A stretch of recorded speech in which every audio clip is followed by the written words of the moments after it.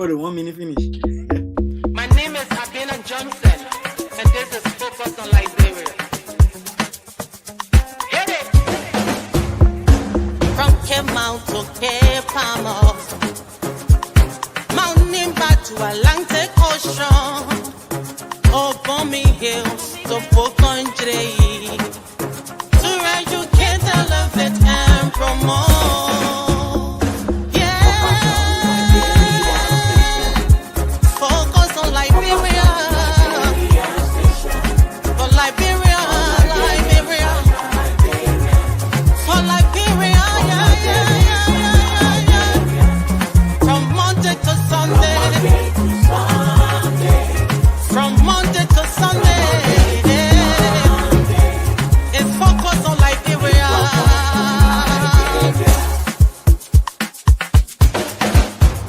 Talk about home affairs, hey, in diaspora,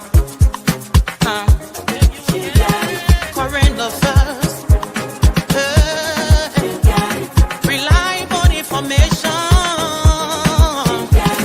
history, ooh, talking about culture, hey, politics, education, entertainment, business, sports, advertisement, articulation. Focus on Liberia. Focus on Liberia. Focus on Liberia.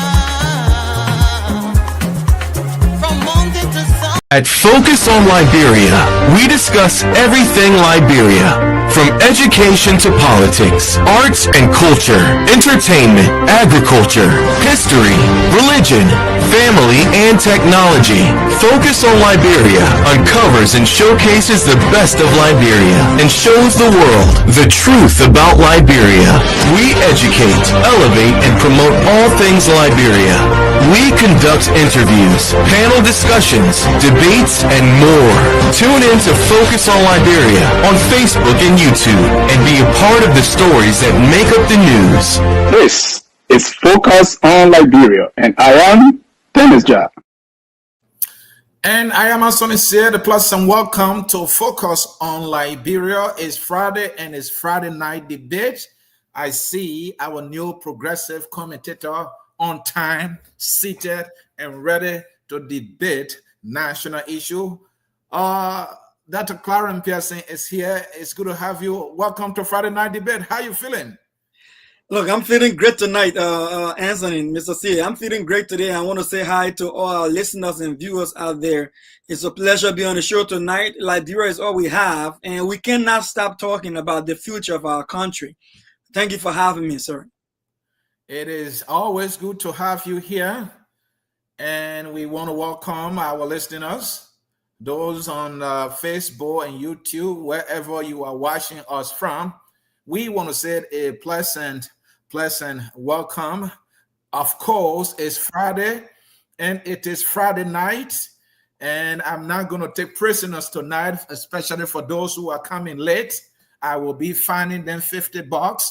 They will pull it in Focus on Liberia account, but that is a joke. We want to welcome Glendy J. Jr. Juniors, they say. Glendy's welcome. How you doing? Good. Hello, everybody. Doc, how are you? I'm good, says Glenn. It's a pleasure. You too. Good to be here, Anthony. Thank you, Glendy. Thank you, Glendy. We want to also remind folks who are joining us now to say, hey, please share the broadcast with somebody. For the issues we are about to debate are serious, and we need you to be here to participate in your own way by sharing. And later on, we'll open the phone line for you to participate. We are expecting others to join us. And so on the menu for the debate, topic number one, interpretation of the Supreme Court ruling. The Supreme Court has been able to listen to arguments, and the Associate Justice, even including the Chief Justice, made some statements. And these statements are telling. And so based on these statements they've made, what could be the possible interpretation or clarity that will come from the court? And depending on what, that clarity, that interpretation will be, we want to have a debate. And question number one, will the Supreme Court interpretation of its ruling be definitive? Why or why not?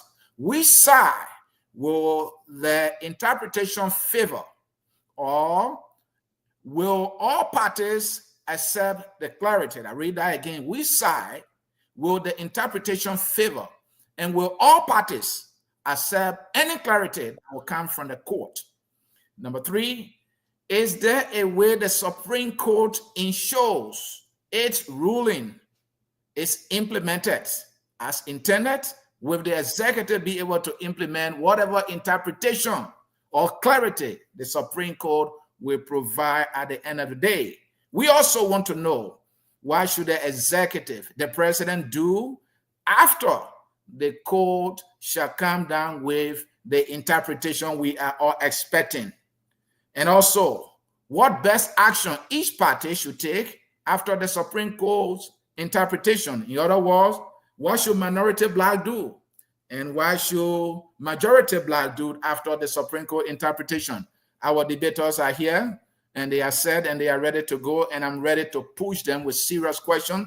I don't eat bones, I eat meat. And so I will be asking them to give me nothing but the meat. Also, topic number one for the debate, government official salaries and benefits. You are all aware that the kind of salaries that have been given to government officials, many are actually not happy. And on top of that, we're talking benefits. We want to discuss that today. And for that, we have some serious questions. What should be the reasonable limit and reform for government officials' compensation? How should the government balance fair compensation given laborious economic condition? What measures must be taken for an equitable allocation of salaries and benefits? We want to welcome the man, Evan Morris. He shares the state of Minnesota with me, as well as Glendy. Evan Morris, it's good to have you. Welcome. Thank you, Mr. C. Sorry for my tardiness, and hello to the other panelists. Glad to be on. Yeah, at least you made it, but going forward, I will not be taking personal. If you are late, I will call you out. We want to change Liberia. We've got to start with time, because we have not gotten the time right. That's why our nation is still behind. Dr. Clarence Pearson, let's get the debate started. No need to waste time. The Supreme Court is clear. It's leading somewhere. Based on my observation, where they are leading, we cannot be so definite. But here's my first question in this debate. Will the Supreme Court interpretation of its ruling be definite this time? That's the question. Thank you, Mr. C. I think so. I believe so. And I think that is the right thing to do. And the question is, why do I think so or believe so? Like you said, the Supreme Court has not given any official ruling since the hearing. But when you observe and you follow, I think that was one of the good things that happened for Liberians, that were able to, this time around, not hear from hearsay as to what happens behind closed door in the chambers during the hearing, but we're able to follow live ourselves and see what the conversations was. We're able to see body language. We're able to see expression and emotions come into play. And there are 4 things that I observe, and I would like to share why I think the Supreme Court ruling was going to be definite and precise and to the point. The first thing is that they clarify that the Constitution and our laws does not acknowledge anything about majority. All right. So according, and one of the things that showed that quite clearly was when Councillor Sherman tried to suggest that the guys in majority have for the something, and the justices were clear. Listen, you can have 100, you can have 1,000. The law does not. There's no way in our laws that say in the house there that is about majority. It's about the rule of law. So if the law does not speak to it, I don't even want to hear in his argument. And that was pretty clear for me. Another thing that I think I heard was the issue of sitting without the legitimate speaker, and the justices was also clear in that conversation. Listen, Councilor Sherman had to say, listen, you know, and we had to go and have our own session. We had a majority, and we started. The speaker was not around, and we had a presiding, and then the justices was clear. They were like, listen, the laws provide that when you are in the when you convene, you elected someone called the presiding, and the presiding is called the speaker according to Article 49 of the Constitution.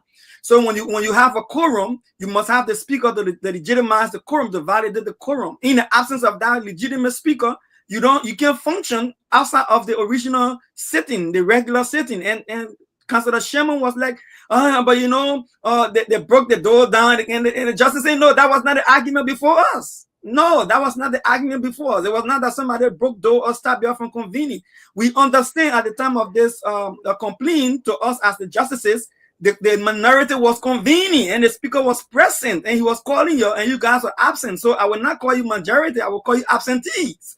So, you know, and she said, so should the absentees not go and have a parallel section to that of the legitimate body that is convening? She said, unless the speaker is not around as the laws provide, then you can proceed. But if the speaker was present, we know the speaker was there. And then another thing she said, quickly, I want to run to this because I want my colleagues to come in. She said, listen, it's important that we maintain the rule of law. You know, if we don't go by the law, then where is the nation going to? And I really picked that up as very important. And last but not the least, what I remember I heard was that, look, if we don't follow the laws, there will be chaos. And Councilor Sherman said, no, there's no chaos. And she went to give a litany of issues that represent chaos. The burning of the Capitol, she says, is a chaos. Somebody drilling somebody's car in the Capitol building, she says it's a chaos. Somebody breaking down door in the Capitol, she said there's chaos. When people coming up to demonstrate because of the impasse in the legislature, she said there's a chaos. I mean, I was like, there goes the kind of country, and that's the democracy we want to see. Liberia is getting there. Thank you, Mr. C. Thank you. Glendy, you think the Supreme Court interpretation of the rule is handed down that some people, including me, have described as ambiguous, will not be ambiguous this time when they provide the interpretation that we have all waiting for? So hello, everybody. It's good to be here. I don't want to believe it will be ambiguous because they're talking a little bit more than before. We got an opportunity to hear the Chief Justice in her own words. We got a little bit of quotations from each of the justices. So I think what has happened, the progression of the things that has happened has probably annoyed them a little bit. And they know that Liberians are out and waiting and looking to see what they're going to do. So I don't think, based on the hearing the other day to now, I think we can all assume that the way that the ruling is going to go. But I don't think we're going to be surprised. I think they're going to do all they can to make sure that the ruling is cleared, people understand it, and that they won't be misinterpreted. And I hope that they can do this with any form of influence. But just listening to the Chief Justice in her own words, it spoke a lot. Like Dr. Pearson talked about the things she said, the way she referred to the different things that happened, and how it amounted to chaotic happenings, and also it's almost like she was telling their lawyer, Councilor Sherman, like, who are you kidding here?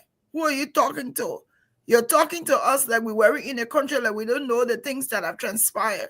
So initially, I think it was very ambiguous. Initially, I think they did not come out as forceful to be able. They would have stopped some of this long huddling by now.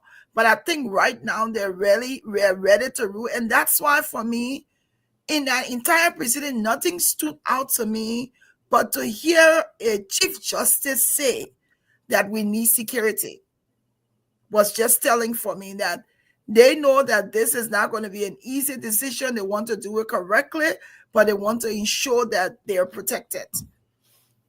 Thank you. Mr. Morris, before you come to that question, a few of the quotes that came from them. James Etter, Howard Wolokoli said, "Our rules are important to avoid chaos. The Constitution gives lawmakers the authority to elect and remove a speaker, but they must follow the proper procedure." the Chief Justice has said, does the law say that a group of lawmakers can hold a session elsewhere while the elected speaker is present and summoning them for session? She's asking a question. Hold again. The Chief Justice again.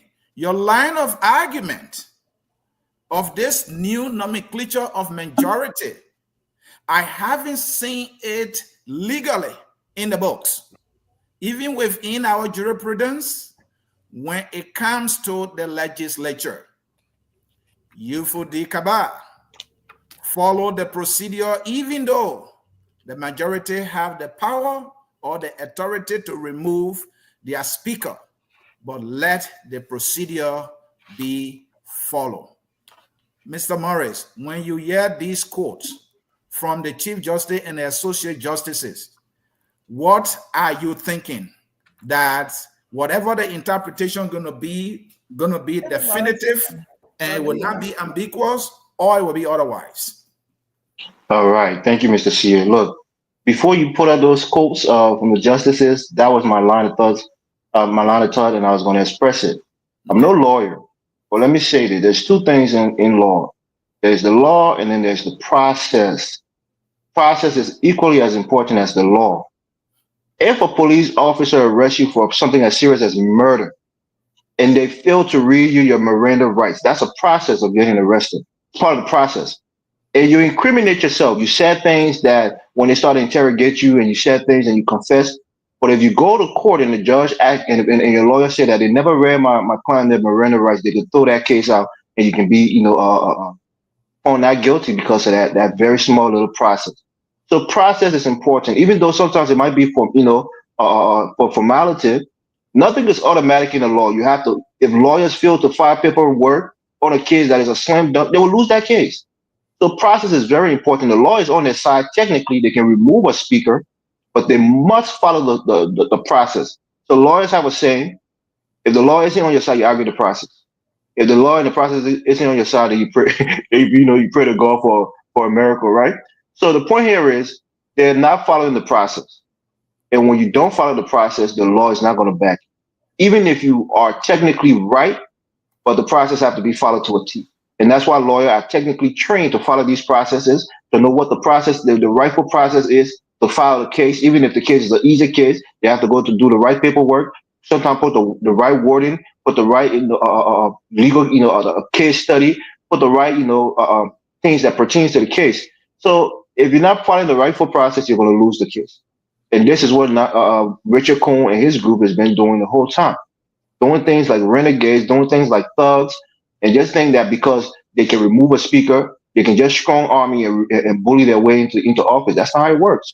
So I think the Supreme Court was a little performative, but we appreciate the fact that they allowed cameras in the courtroom. And we saw what the justice, the Chief Justice did. I think she has nothing to lose. But let me say that this is just speculative on my part. I do think there was outside influence. And I think international communities, the likes of former President Salih, probably spoke to some of these people and told them that the country needs them. And what's going on in the country right now, if they don't act, if they don't come out and be emphatic and tell the people that what they're doing is wrong, they haven't followed the process, and something goes awry in the country, they too will be held responsible. So I think they came to this judgment or this hearing with a sense of purpose, and that is to set the right tone to tell these people we can't allow this to derail our country. We can't allow this power grab to put us back into chaos, and that's what the Chief Justice was saying. So I think ultimately this ruling is going to be, you didn't follow the process. The key is going to be about process. Law is on their side. You tell the Constitution says you can remove a speaker, all of the different things, but you have to do certain things. You have to go in the House, the joint chamber, and let those 49 members, affirm that they agreed to remove the speaker. And then you go through all the processes and then give it a 24-hour grace period or whatever it is. All of those things have to be followed to a T for this to be legitimate. If you miss one step for that, the court can go back and argue that you didn't follow the process properly. So I appreciate the justices. I think it's long overdue.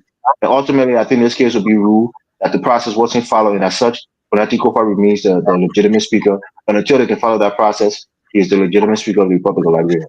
Thank you. Thank you, J. Victor Namwe, Focus on Liberia political analyst. We want to welcome you. We are into it right away, sir. The question on the floor right now, the first question is, any reason you want to believe that the interpretation being sought based on the bit of information filed by Franti Kofa will be very definitive from the bench and that it will not be ambiguous? Do you think that will be the case, and why? Or do you think it will be otherwise? No, I think all the and thank you very much, for the welcome and good evening to all, and also to the audience. Don't forget to share the show. I think since December 6th, I think the signals have been there, and we can go back and catalog them. Everybody is aware of them from the recent interpretation by the justice, Wesse, and also the presidency of the nation, and then of course during the recent hearing on the 26th of March or so. I think even though the law will be the law, but just the intangibles that were happening in the courtroom, the body language, the back and forth. I think as I was coming on, I think Elvie was mentioning, the fact that they even allowed cameras in the room. I think they want the whole world to see what is happening, so that when they come out, there will be nothing left to interpretation. We all saw that. So no, I don't think there will be any ambiguity in this upcoming ruling. I think it's going to be very clear that they're going to lay on the side of the rule of law. I don't see any other reason why they won't. They have indicated saying that they believe that the rule of law should be followed. They're not saying, how you should do it, or, how you should. The law stipulates how you should remove your speaker. They're not going to tell you how it should be done, but the law lays down a specific, manner in which it should be done. So I think it's going to be an emphatic affirmation of the rule of law. I have absolutely no doubt in my mind. Thank you, Mr. Namwe. You have a point there, and I think all of you made, very solid points. When you look at procedure, Kaba is talking about procedure. They say here, procedure, you are out here. And you talk about the stipulation, the requirement. You need that number, that 49. You don't have it. You don't have it. Then we're talking about legitimacy of the body that you are hailing. You don't have that legitimacy, because to be speaker, you must be elected, by this number, and so on and so forth. But Evans raised something key here, and our good friend Sam Waller is also asking this question, that I think the question now should be, why didn't they do it right first? And why are they clearly doing it right now? And Evans is saying, look, there might be, some international or heavy hands influencing these lawyers, these judges, to doing the right thing this time around. He mentioned Ellen Johnson Sirleaf. We've seen the ECOWAS delegation. More than likely, some people in all our political spheres are saying, look, you can't be doing this. This is simple interpretation, and then you are being ambiguous.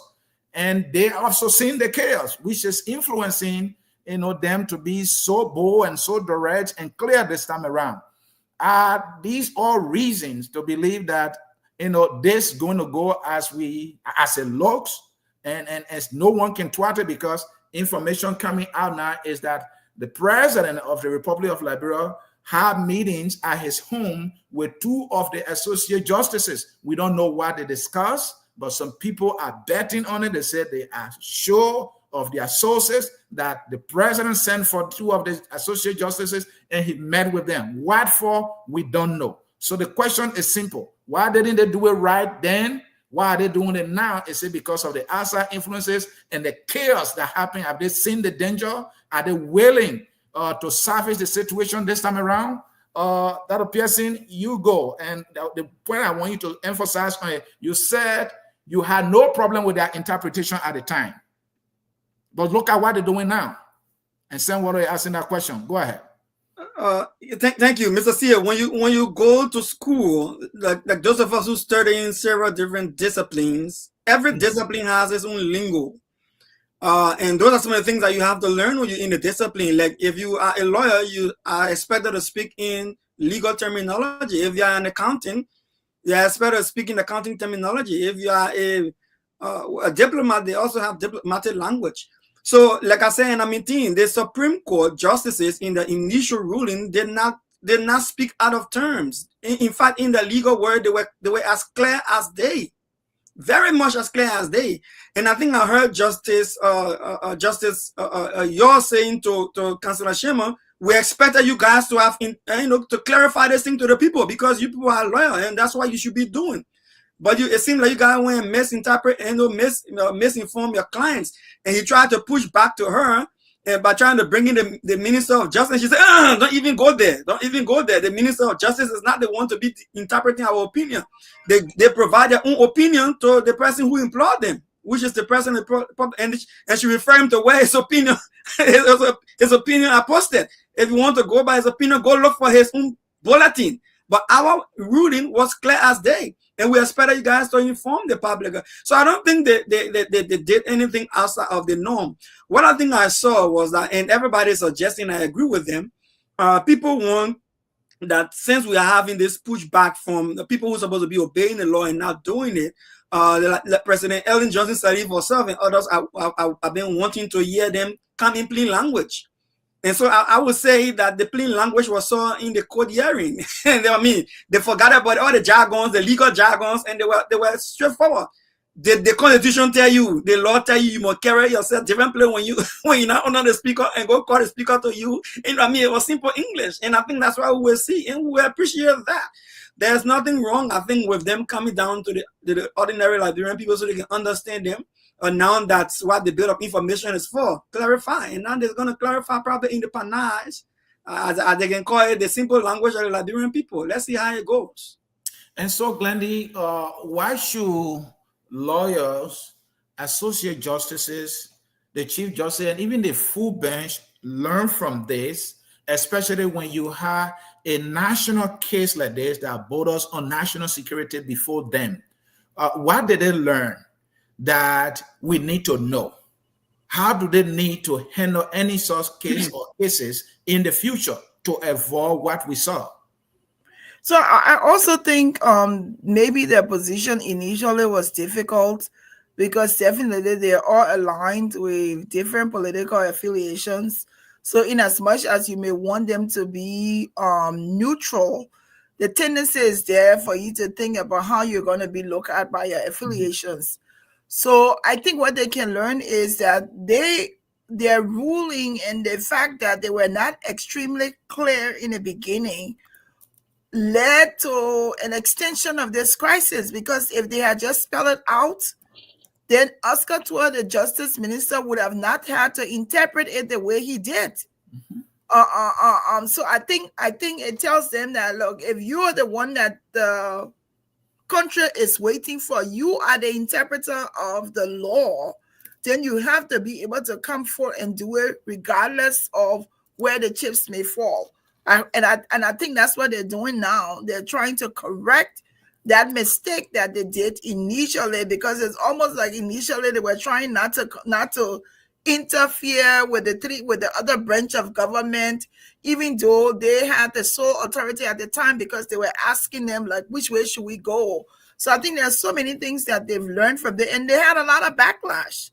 I mean, yes, there are some people, there will always be people who support different sides, but I think there was a lot of backlash at the different justices and what they had to do, that even before coming to this ruling, this conversation this week at Prince Johnson funeral, they started talking. One of them came out and said, they started explaining, because what they received was not something that they wanted. And I don't think they want, if there's going to be a breakup chaos, they didn't want that on their hands. So I'm sure there are a lot of things that they can learn from this when they ask you, and you have the one to come out and speak succinctly. You need to be able to do that. We're all thinking about where the chips may fall. But suffice it to say, hopefully we're on the right track. We're on the track that we expect.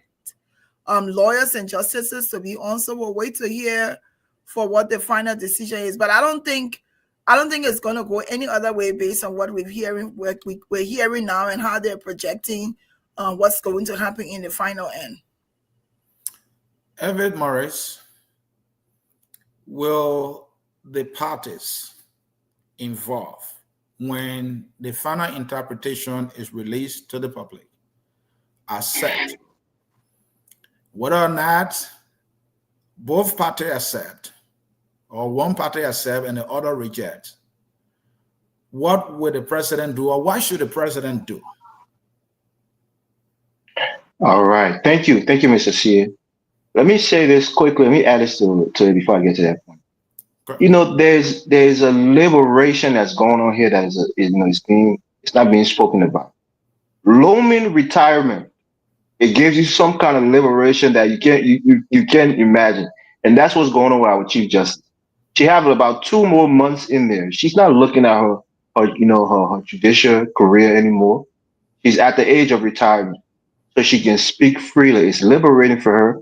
She can challenge anybody, give her true legal opinions on things without having to worry about being stifled legally, in her career, or her career by the government or more powerful people in government than herself.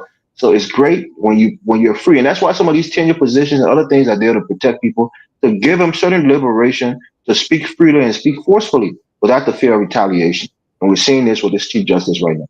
But secondly, let me say this on your point. Look, I think the government has, not just the government, but the judiciary have to make this a fight that they take on themselves. If the Namwekun, faction doesn't accept this ruling, for example, they have to actually file cases in the ECOWAS court. They have to take legal actions to show that this is wrong. We don't stand for it. We don't condone it. We're not backing it in the background. We are against it emphatically. And then they got to send those letters out even to the regional bodies, international bodies, and to put the pressure on Namwekun to remove himself from the situation. Speculative again on this part that I'm about to say. I almost feel like this was a preordained or pre-agreed arrangement between President Boyka and Namwekun that he was going to be the speaker no matter what. It seemed like, he gave him his support, whether financially or in other ways, and that when he got in there, he was going to be the speaker. We heard certain, similar things with Yomdi Kanga Lawrence, that she was going to be the Senate pro tem even before before the president took office, and that's what happened. So I think in the background, this is what was promised to him. And when he couldn't get it done with money and other, things, because this guy, for my estimation, is relatively unknown in the House, so for him to just be catapulted to the speakership, many people probably didn't have, a belief and a trust in his leadership capacity. And he lost to the better man in Councilor Fonati Kofa. So I think he wanted to take it by force. He felt like he's been outsmarted by Fonati. He felt like he didn't have the influence and the cachet and the aura that Fonati Kofa brings with him. So he was going to use brute force. And this is the method that got him in hot water right now. So I think the executive and the judicial, the enforcing branch and the interpretative branch of our government have to come in, work in concert and enforce this ruling. And if the legislature try to go against it, both of them have to condemn them in very strong tones, and that way it will compel them to adhere to the final judgment of the Supreme Court. Mr. Namwe, is there a way the Supreme Court ensures its ruling is implemented as intended? Well, I mean, with the newfound, I don't want to say bravado, but with the newfound courage from the Supreme Court, I think they can hold the executive, hold people in contempt for refusing to enforce whatever decision emerges, because it is his executive's responsibility to enforce the law. Once the law is interpreted by the judiciary, I think that the executive should reinforce it. How? One, by reducing or withdrawing the security that they beefed up for Honorable Kun. Those people, they were assigned to Speaker Kofa. They need to return them. That would be one way of and you think the court can do that? They can hold them in contempt. They can compel them to do that. I mean, have we had any instance like that before where the court hold someone in contempt to do certain things? I have to look it up, but I know the code has contempt power, and my colleagues here, they can refute that. But I do The know. executive enforces the contempt power that the courts have. So the executive have to be in agreement. Okay. But I mean, my argument being that there has to be a way to make sure that whatever decision is reached is enforced. And thanks for the clarification there, Elvis. But there has to be a way. A decision is reached. I don't know why. I don't want to interrupt, but find that way. You are a strategist. You know that the executive has the power to enforce. The Supreme Court interprets. Clear, right? So when they interpret the law, their job is done. But if they know that the interpretation borders on the security of the country, they have to find ways. I'm not trying to say they should find unorthodox ways. They have to find some strategies, to make sure that this happens. How you think they can do it? I don't know. Honestly, I don't know how they're going to enforce that. But once they interpret what the law is, I think the executive should follow suit and enforce the law. I don't know. Sorry, go ahead. I also think, just to add to Victor's point, that the Supreme Court still have the power to summon the Attorney General to find out, because if he's the one that's responsible to enforce the law for the government of Liberia from the executive side, and if they've given a time frame of when this is supposed to be done, and if they're not done, they can call him and question him. That's something that they can do. Yeah, so they call him, they question him, they said, look, we interpreted the law. It is your responsibility to enforce it. You are not enforcing it. We want you to enforce it. And he says, no, I'm not enforcing it because I've not gotten the order. I don't think he will say that. I don't think he's going to say that. He has to follow the law. He may not say that in words, but he may say that in action by not doing it. Then I'm sure there are, I'm not a lawyer, but I'm sure that there are ways that they can be able to get him or get the government of Liberia to enforce their ruling. That's something that they're going to have to do. The president has the authority. The president has the authority to hire and fire. So if the president is not on board with any interpretation that the Supreme Court wishes to be enforced, the Supreme Court is powerless right there, isn't it? I don't think so. I wish we had a lawyer on to answer that question. I don't think so, because it is the same Supreme Court who saw the president into office. So I don't think, if there are three branches, there are three separate branches of government with specific functions. And so they have the authority. The Supreme Court said, this is what you want to do. And they can also, I don't know, but I hope a lawyer listening is possible. I'm almost thinking that there's a possibility that they can summon even the president, maybe, or his attorney general. They can hold him in contempt of court for not following what their ruling said. I think that can be done. Evan Morris? A lawyer will answer the question. I'm just thinking outside of the box. Yeah, go ahead. Again, I'm not a lawyer, so I'm not speaking as a lawyer here. But I think there's a little thing in our jurisprudence that a lot of people forget. Is the willingness of the people in that system to want to do the right thing. It sounds cliche, but that's very important. You have to have people there who, regardless of the of the outcome of any case, whether they agree with it or not, to be able to enforce it. And this is why we in Africa as a whole, we all go to war, we always kill each other, because we lack the backbone. In this very country, you saw men who had tremendous pressure on them to do illegal things, but they realized that it was on them as a human being, as a citizen, as a patriot of their nation, to do the right thing. I would think about I think the name was Rosenberg, the deputy attorney general to Jeff Sessions. When Trump wanted him to do a lot of things and drop certain investigation, he refused to do it. He was a lifelong Republican. He was somebody who agreed with the president on policies, but he refused to disobey the law because he realized that it was on him to do the right thing. So doing the right thing is the key here, because you can't compel anybody to do anything, simply because you tell them to do it. They have to have the conviction that this is the right thing and the benefit far outweighs, any temporary gain that I might get from it. So I think that's the key here. If the attorney general of our country love our nation, You would tell the president, boycott. This is the law. Supreme Court has ruled. We must follow the law for the stability and the peace of our nation. Can't go against it. It's not in our political interest, but we have to do the right thing for our country. You have to have people who take that decision and have that kind of mentality in order for the law to work.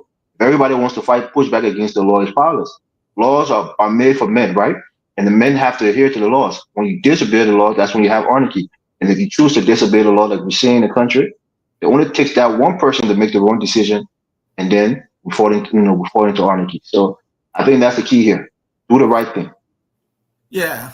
Can I get you got some lawyers friends here, so help us.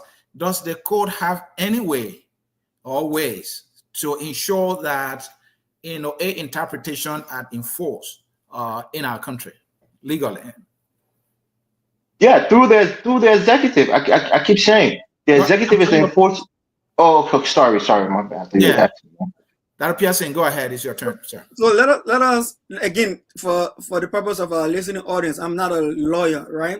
Mm-hmm. But there are some facts that are known out there. The sheriffs of the court is the enforcer of the court's decision, mm-hmm. And what they call the officers of the court. Mm-hmm. So in my opinion, and I stand to be corrected since I'm saying I'm not a lawyer, but I have seen while living in Liberia and other places that the sheriffs of the court may execute arrest on warrant from the court. Okay. For instance, if there's a court-related matter where the court tells the sheriff, I want you to go and bring this person to the court, the sheriffs are able on the orders of the court to go and bring that person to appear before the court. The sheriffs are also able to turn that person over to the law until the court until they can appear before the court. So I think there are many things that the sheriffs of the court can do that does not necessarily mean the court is 100% unable to effect its warrants or its order. Mm-hmm. So let me give one typical example. Say, for instance, the court says that the Attorney General, like Glendy was saying, to appear before them on charges of contempt. If you refuse to appear, the sheriff can be given the powers, and you usually see on the warrant, we give you the authority and the power to execute this warrant. They can go there and have him arrested and brought to court to stand before the court. So that is possible. It is not beyond reach. Thank you. I doing my Google search yet. So I don't know if Dennis is listening. Maybe you can have Councilor Jewell, our legal analyst, to call in and help us out here. But my late Google search saying contempt power. The court has contempt power that Mr. Namo was talking about. And what I got here is the court has the power to hold individuals and entities in contempt if they deliberately disobey its orders. This can include fines, penalties, and even imprisonment. Mm-hmm. So the court has that contempt power to do so. So, for example, if the court say, look, Mr. Twer, though it's your right to advise the president, but you cannot interpret, the law. Your interpretation caused so much harm to the country. We want you to come here and tell us reason why you should not be held in contempt. Again, this is an example.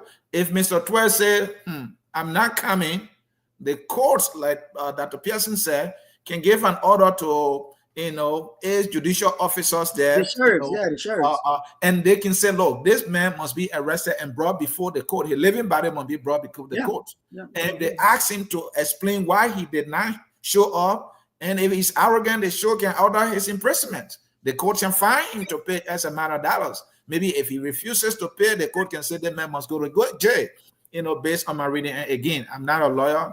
I'm just using my understanding of the contempt power of the code that I just read. And again, it said the court has the power to hold individuals and entities in contempt if they deliberately disobey its orders. This can include fines, penalties, and even imprisonment.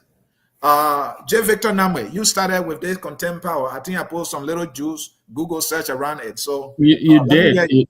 You did, and thank you. I know we're all skirting around this. We're not lawyers, but I think all of what we're saying here makes sense, and I think none of it is false. One of the sanctions I believe that can also be, imposed will be suspending these lawyers that are in the government that are advising this government. I think their licenses can be yanked too. In the case of the Minister of Justice, so the court does have remedies available to it. I understand. Yes, the police and all these people, the sheriff, they are signed with the executive, but I think the court has remedies available to it.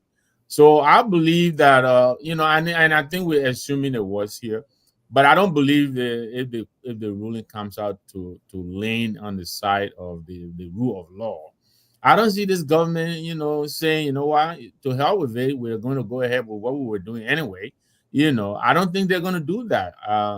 And where is the opposition anyway? The last time I checked, I believe the legislature, the CDC has more senators and more representatives, in the House and in the Senate. What are they doing about this?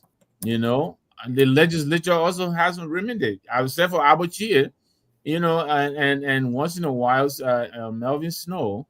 I don't hear that many senators saying anything about this. I think they do have a say. Why are they not speaking out? Where is the opposition? So yeah, we have remedies to all. Civil, people can begin to sit in and stand in the way of this government going to do illegal things. I think there are a lot of remedies available to us. The power is not only on their side. The power is two ways. They have power. We have people power as well. So I hope the opposition is getting themselves ready as well. This ruling, when it comes out, we our side falls on. I think this should be the end of this nonsense. It has to come to an end. This is really an artificial creation which did not need to happen in the first place. So I hope the Supreme Court this time says they're indicating they will be much clearer, and I disagree with Dr. Pearson that, every profession has its own lingo.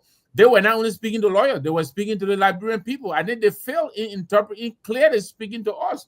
They could have made this thing clearer on June 6th with all of this Latin or whatever it is. We're not Latin. We're Liberians. How about you speak to your audience so they understand you? That's what they tell all of us. You got to know your audience.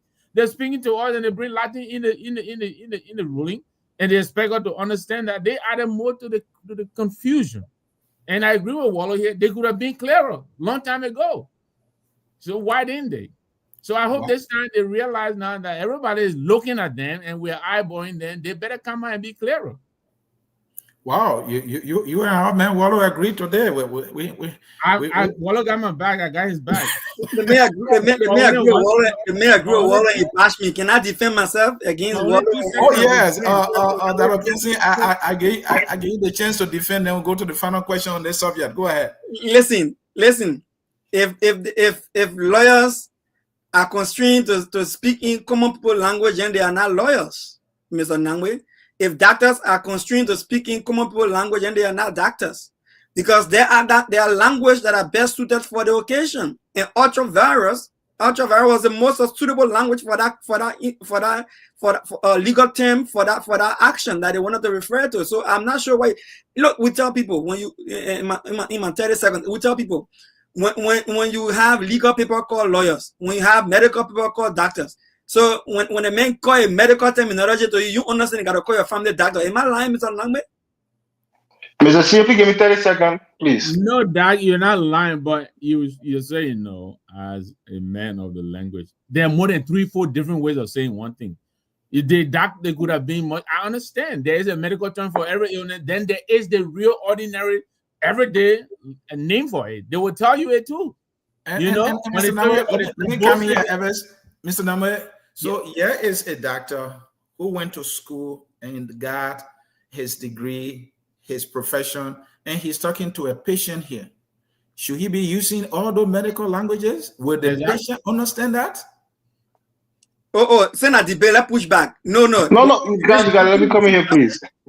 Evan, one second, when you listen to the Chief Justice, she said, we spoke to you and we expected you to have gone to educate your client. Exactly. Educate the public. That's what she said. She said, we spoke to you. You came to us. We spoke to you. You should the public. They were not speaking to only the lawyers. They were speaking to the country. The whole country was on edge waiting for this ruling. They spoke to the lawyers, sir. That the lawyers need answers. All right. Okay, Evan Mr. C, Morris, let me for say, 30 yeah, seconds. let You me, know what? I know everyone coming, oh, but let me agree with Dr. Bills. Maybe that's why they carry the camera in there, so everybody will finally hear what they were saying to everybody. Exactly. But go ahead, Elvis. okay, let me say this, Mr. C. One of the telltale signs of a very intelligent person is the ability to explain extremely complex things to the lay person and make them you know, and make them to understand. So when people are trying to explain quantum physics and trying to explain how black holes work, if they can explain it to a third grader and a third grader can grasp it, that person is incredibly, you know, intelligent. I removed it. And who, right? But every time there was this guy in Nigeria who only speaks in big book. I think his name is like Patrick Obama or something like that, right? Speak all the big book, and you got to go look for dictionary to interpret what he's saying to you. That person is actually a fool. You have to be able to interpret complex, you know, information for somebody to, you know, so that they can digest it more you know, it can become more palatable for somebody to digest it at a lower level. So I think the court in this system, the best laws are the easiest law to understand. Don't go over 60 miles an hour. If you do, you get a ticket of $165. Simple. Anybody can understand it. The worst laws are tax laws. For example, people can use complex and you know and vague tax laws to skirt taxes and tax evasion because they're so complex. There's something called a scope trial. The scope trial is a very, very complex trial that took hundreds of thousands of pages of interpretation you know and to really define how to form a scope of an investigation.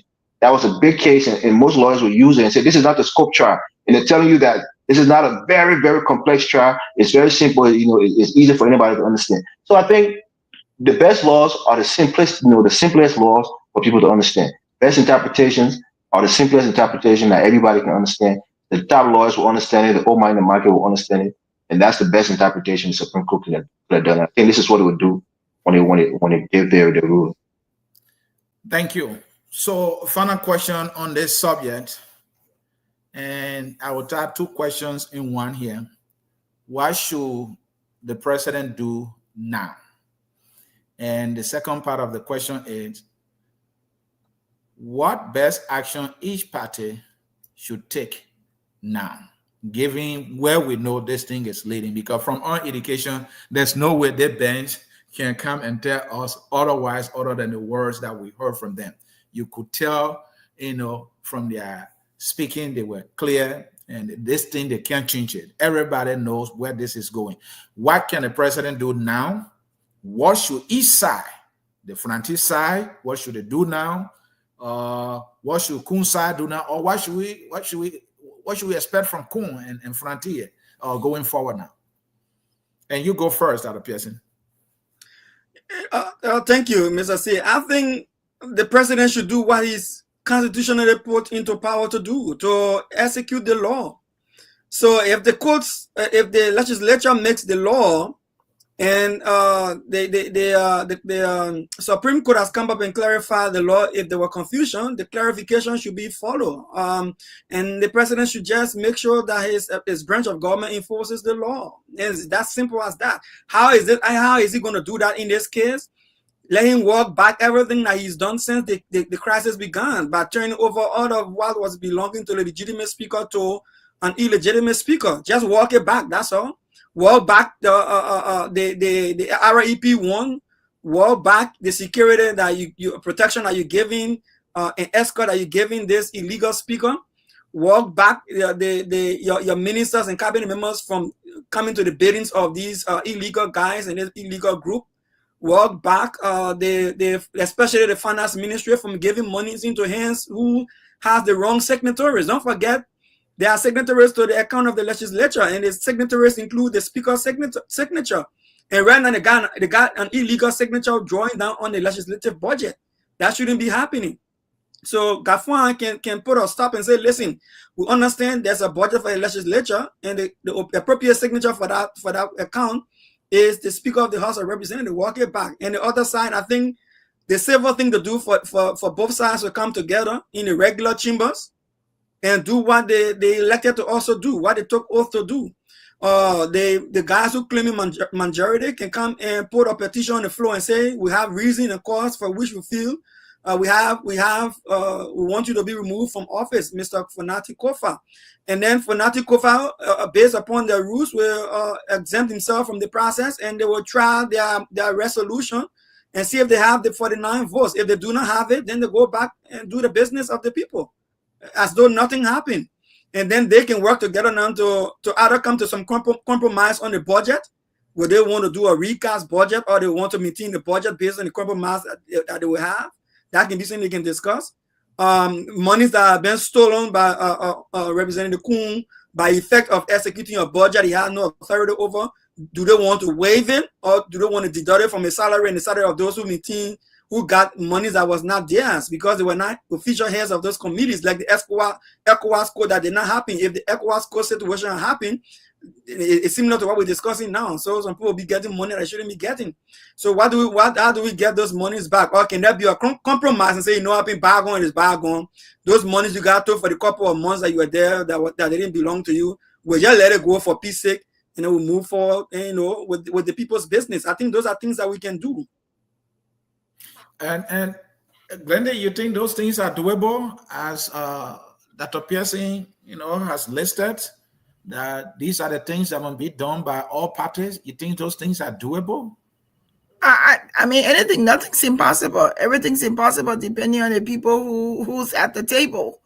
I don't think there's any way out of this. Either they negotiate when the ruling is given handed down and an interpretation is made, and if it's the minority group that's going to win this, or if it's going to say that if the justices will say that you have to go back to status quo, the only thing they can do is go back to status quo. I don't think there's anything that's going to help it. I know there will be difficulties. That's why I think if President Boyka, from what we've seen and the interactions with the majority bloc, the fact that he's been places with Kuhn and done some things, the budget was sent. What he can do right now as the president is call them, tell them when the ruling comes down, go back to status quo and remove Fonati Kofa, get the numbers and remove him. I think that's where he can use his influence. I think all along, I think he's getting a lot of backlash from this and either not participating publicly, but participating in the back. I think it's time now for President Boyka to see what he can do to redeem his image when it comes to this saga. See what he can do to get the majority bloc to say this is the ruling of the court, go back, regroup, and win this thing formally. But other than that, I don't see how else it's going to work. President Boyka, will have to step forward now and work with them, because I don't think the minority bloc is going to give up what they're doing. I think what Kofa has done, and of course, Fonati Kofa doesn't want to be speaker anymore. I mean, with all of the things that has happened, I think for him it's a matter of precedence. And it's a matter of saying that you have to follow the law to do this. So anything other than that, the minority group will not agree. They will have to remove him by having the majority votes. So, Elvis, put yourself in the shoe of Fonati Kofa and Rachel Kuhn. So you are Fonati Kofa, your car, your office, your parking space, your budget, everything taken from you. You've gone through the mental torture for months. And now there seems to be an opportunity where it might be declared by the court that you remain the legitimate speaker. Now you become Kuhn. What do? Peacefully hand those things over, including the parking space, to Fonati, and now you ask Fonati again, what do you do at this time? All right, thank you, Mr. C. As Fonati, I'll go first as Councilor Kofa, right? Mm-hmm. I think one of the things that we're missing here is the political opportunities for these two parties that they're missing. On the side of the CDC, who backs Kofa, it is a tremendous rallying call politically to tell the people, like, these guys are trying to be dictators. That's why we need to get more, seditions in there so that we can share the power and not have a dictatorship. We saw what happened. Use this as a rallying call. Use this as a political tool to get your people on board. and make sure that you can get people to vote for you because they saw what was going on, with this whole fracas at the House of Legislature. And that way you can gain some political, benefits from this. On the flip side, you can tell these people we need to get more united partisan in there because our budget, the things, all the great things that we want to do for this country, all the yellow machine we want to bring from China, all the roads we want to build. If we don't have enough members that and we won't be able to pass our agenda. If you want development, if you want all these things, vote more united partisans. Come the midterms, so that we can have enough numbers in the House to pass our legislature, legislative agenda. So use these things as a political opportunity. And I think CDC right now is in the ascendancy because the reality is everybody see this. Most people see this. Most reasonable people see this as the United Party government was wrong. What they did was a blatant disrespect of the law, disregard of the law. And I think it bodes well for CDC. So I don't know where the CDC machinery is to really come and take full advantage of the situation, where you can have your strategists coming out and rallying people and telling them have a movement. A movement, for example, like against disrespect for the rule of law, whatever it is. I know Musa Belete and his folks took the opportunity to make a rule of law caucus. These things, that's what smart political people do. They use these things and use it to their advantage. Take advantage of it and benefit from it politically. I think that's the ultimate benefit that can come out of it. CDC needs to make a team, put a strategy together, and run on in a this. national crisis that can derail the peace and the stability of the nation and impact the economy that is already in a toilet in a terrible way. And you are looking for political dividend out of this crisis. Yes. Can we at least focus on solving what has been an impasse that is consequential in magnitude when it comes to the leadership of our country?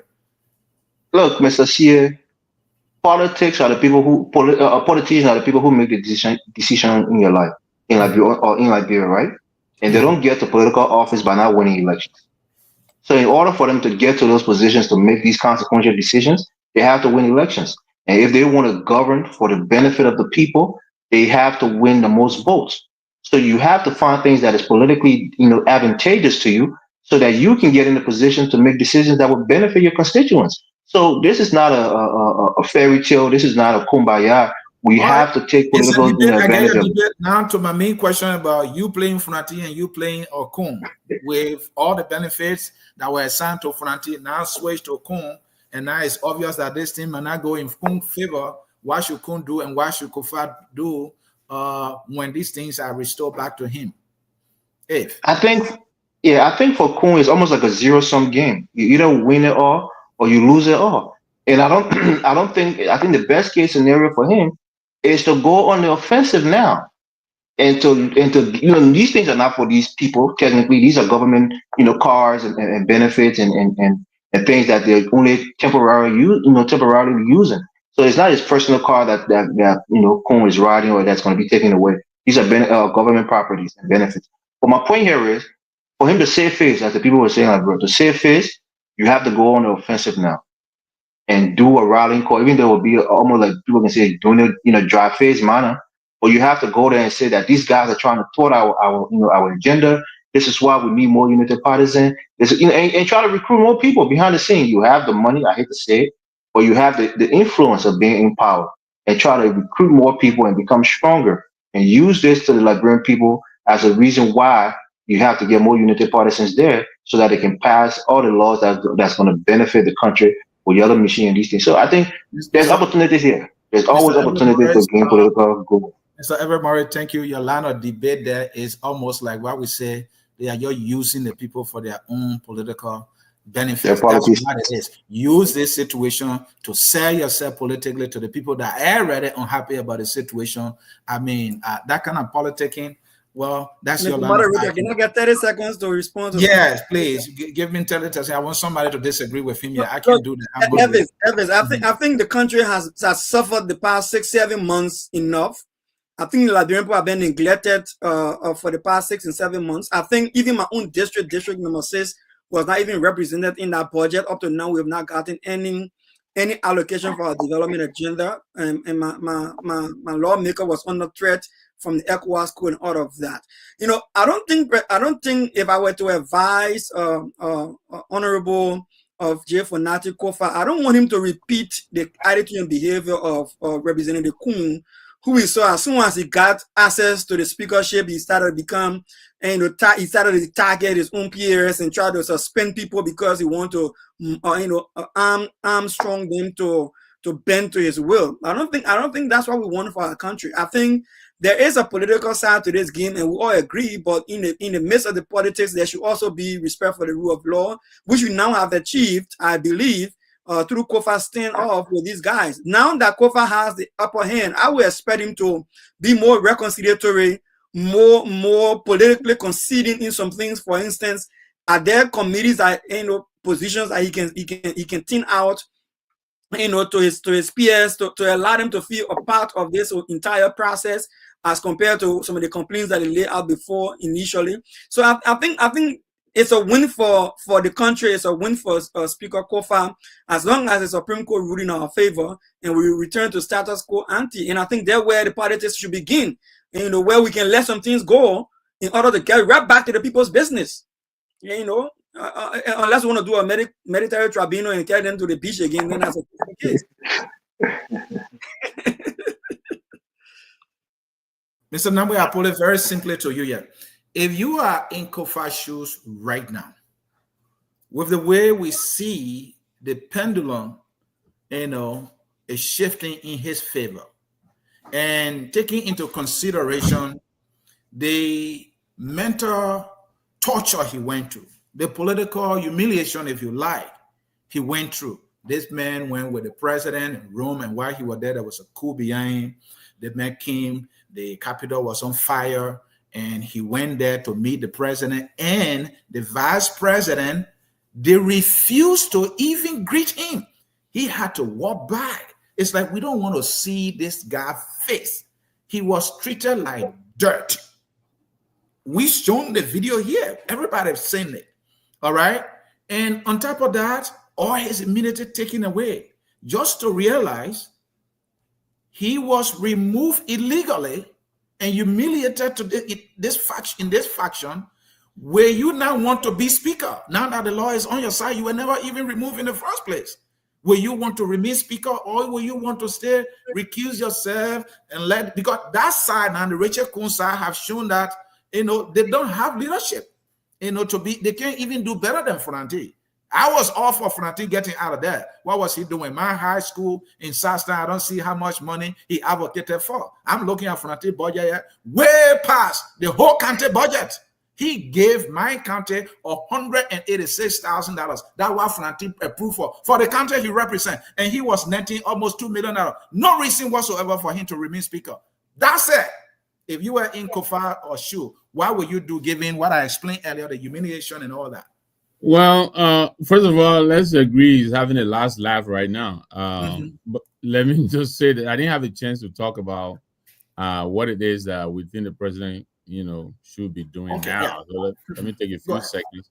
Right now, President Bouaka needs to call his people, his cabinet, whoever. He needs to call his rescue lawmakers. He needs to call his cabinet in and prepare them and tell them that, look, whatever the judges come out with, that is the ruling we're going to go with. We're not going to perpetuate this thing any further. He needs to put them in a frame of mind, give them their marching orders. Whatever they come with, we're going to respect the rule of law.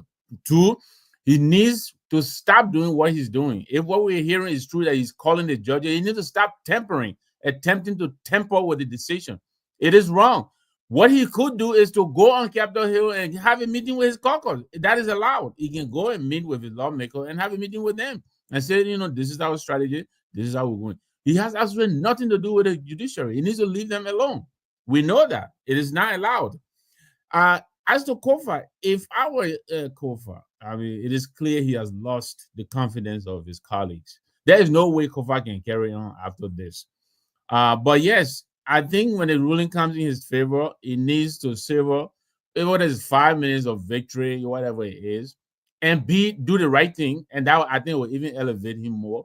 Get on the floor there, whatever it requires, and recuse himself. Let the resolution follow. I think he should quit once they put the matter back on track and are doing it the way the law requires. even if he has to preside for 1 minute, let him do so and entertain the resolution to remove him. I don't think he should even put his hat in the race. As a matter of fact, he has indicated that he is prepared to transition. I think all he has wanted all along was for history to record him as that speaker who will remove legitimately. I think that's all he's fighting for. I don't see him doing any other thing beyond this, and he shouldn't, because if he does, I think he will really reduce. He will minimize and reduce himself to nothing in the history of Liberian. In Liberian history books. If I were advising him, that's what I'll tell him. You won this thing. When the ruling comes out, you go to session, give them the 5 minute whatever it is, and call whatever the resolution and get out of the way. Hell, if I even were him and they were suffering to get the 49, I would probably ask some of my people to add to their numbers to give them the 49, so we can put this thing behind us and move on. That's what I would advise him to do if I were advising him. I see Dr. Pearson is disagreeing. I think you should bring him in. He's shaking his head. Dr. Pearson, what is your disagreement? Look, listen. Even in how you call it, South Korea right now, the president went and instituted executive order and dismissed the whole cabinet. The cabinet came back and impeached the president. The president loved it and came back in power. Listen, you can try coup. When the coup failed, my brother, it failed. It doesn't remove the president who you try to remove. And that whole notion that we feel people should elect the speaker is a fallacy. The whole House of Representatives is a conglomeration of different political interests. You will never have a majority lacking or support. Everybody that's showing teeth until the interest can change. So that's why the Constitution is very clear. It gives you the level of disenchantment to which you can remove the person. I don't care how you not satisfy him, it should be 49 votes. Simple. So long the man you cannot get that 49 votes to remove the man will remain your speaker, whether you elect him or not. That's what CDC has, CDC speaker, CDC has CDC Senate. And nobody could change it until they left from power. Walker wants the same thing. If he doesn't have the political maneuvering for 49 votes, he cannot have it. No, it doesn't work like that. Look, let me say this. Speaker Kofa has done a great job. He given us a historical stand up for our Constitution. I think he deserves the victory and he should bask in it. He should wear the brightest coat on the day he succeed and sit in that chair with a gavel and knock it down and say, gentlemen, let's go back to business, doing the Liberian poor business. That's his pride. That's why he struggled for. That's why he went through the stress for. That's why he went through all of the tension. That's why he had sleepless night. That's why he went to the police station to go answer questions for bogus charges. He must gain the win that he has gotten. This politics. Donald Trump, for instance, the man went through all the thick and thin. The man got the presidency back. When he said, no, I will leave it because they didn't elect me and they sent me and they made me felon. No, it doesn't matter to him that they call him felon.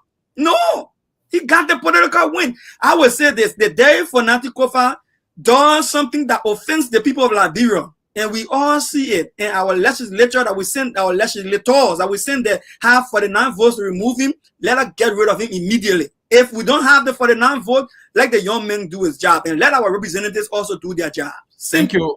Thank you. Mr. Namwe, Dr. Pearson is saying, look, this is Messi, who capture all the titles. I mean, you and myself play the game, It's our Southeastern thing. Now, that boasts a little bit. We produce the world best in Africa. I know whether there will ever be any. So you are looking at Messi. He won all the titles, but he won the world best. He can't get it. And this time around, the man entered the walk out and he said he shouldn't be part of the celebration. That's why you're telling Kofa. Dr. Pearson disagrees with you. What's wrong with that? For him saying I will be speaker. Yeah, Dr. Pearson, I disagree with him. I think, look, Speaker Kofa is a lame duck speaker. He would not be effective. If he just wants the title, he can have it, but he will be able to do nothing with it. It is clear nobody wants this man to be speaker. I don't want him to be speaker, but I want him to win this victory for the rule of law. It's not about even with his opponents deflated politically right now. There are people there who can succeed him. Austin Taylor can be a good speaker. He's there from Maryland County. Musa Belize can be a speaker. There are a lot of people. He's not the only person in the house. Kofa is an undesirable politician, as a matter of fact. Right now, he's a cause celeb. That's why we're all rallying to a cause, because we want the rule of law. But it's not about Kofa. If he dares sit in there one day after this, he will be frustrated, because the man has lost the confidence of his colleagues. There is no way he can get anything done. He's done as a speaker. Thank you. And Glendy, I know you feel the same way Nawe is feeling. So this is what I have for you. Has the president done anything done? If report coming in that says that the president has met with 2 of the associate justices, we don't know for what. Maybe he's trying to seek their legal opinion, how to proceed going forward. But with the report that the president have met 2 of them, that he sent for them, they met at his house, has he done anything wrong at all? Of course. Okay. Why is he interfering? Why would he want to interfere in legal matters now? It's even worse for him to want to do it now, when he could have done it way ahead of time before they even went to court. Maybe a justice minister misled him, so he going to the people in the court. There can be absolutely no interpretation of what he's doing now except as an interference. And he should not do that as the president of Liberia. He has no business calling any justice with such a high-class case going on right now to go be seen. There should be no justice that should be seen at his home. And then we're hearing also that they travel not in their official cars, but they went under disguise. This is terrible. It is wrong for our country. And I like what Veta said. It's not I don't think Fanati Kofa is not the most favored person right now. And he wasn't even that person before the crisis. Now it's even worse. I don't think he should even think for a second that he can redeem himself as speaker. I think he should continue to be the representative for his people. But I think this is precedence.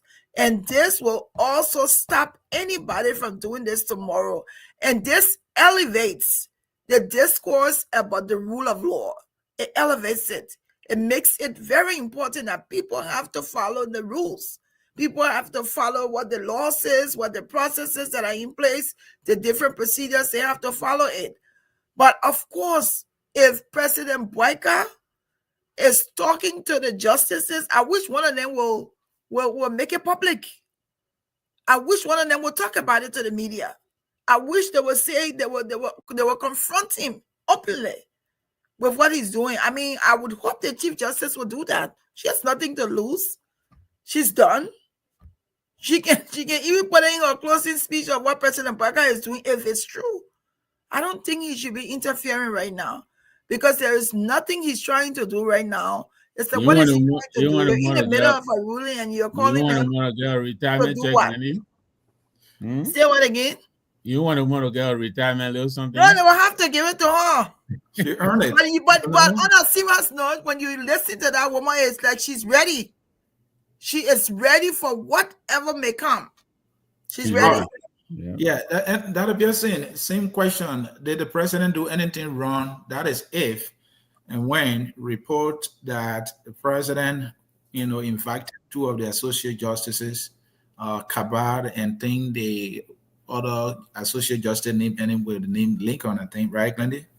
That he invited them to his house and met. Did the president do anything wrong? Can there be an impeachable offense, if any? You are muted, sir. Sorry, I agree with Glenny. It's Glenny. And this is what we said from the initial stage, that when people are morally, they were crying around here and saying, "Oh, the president cannot interfere with the other branch of government." We were saying from the very get-go that the Constitution provides for what they call coordination of the 3 branches of government, and within the spirit of coordination, Mr. CA, the president could have had a backdoor conversation with the Supreme Court and say, "Listen, I'm hearing so much out there concerning your opinion, and I want us to get this thing right." And everybody claiming to be right, and in the spirit of coordination, one-on-one, be honest with me here. What is this going on? Because at that point, the country becomes more valuable than the politics. But like we said from the beginning, the president has some interest in this because it was playing to his liking. Let us not forget, Speaker Kofa was not the favorable candidate to begin with. Speaker Kofa was opposed to begin with. Kun was the president handpicked candidate to begin with.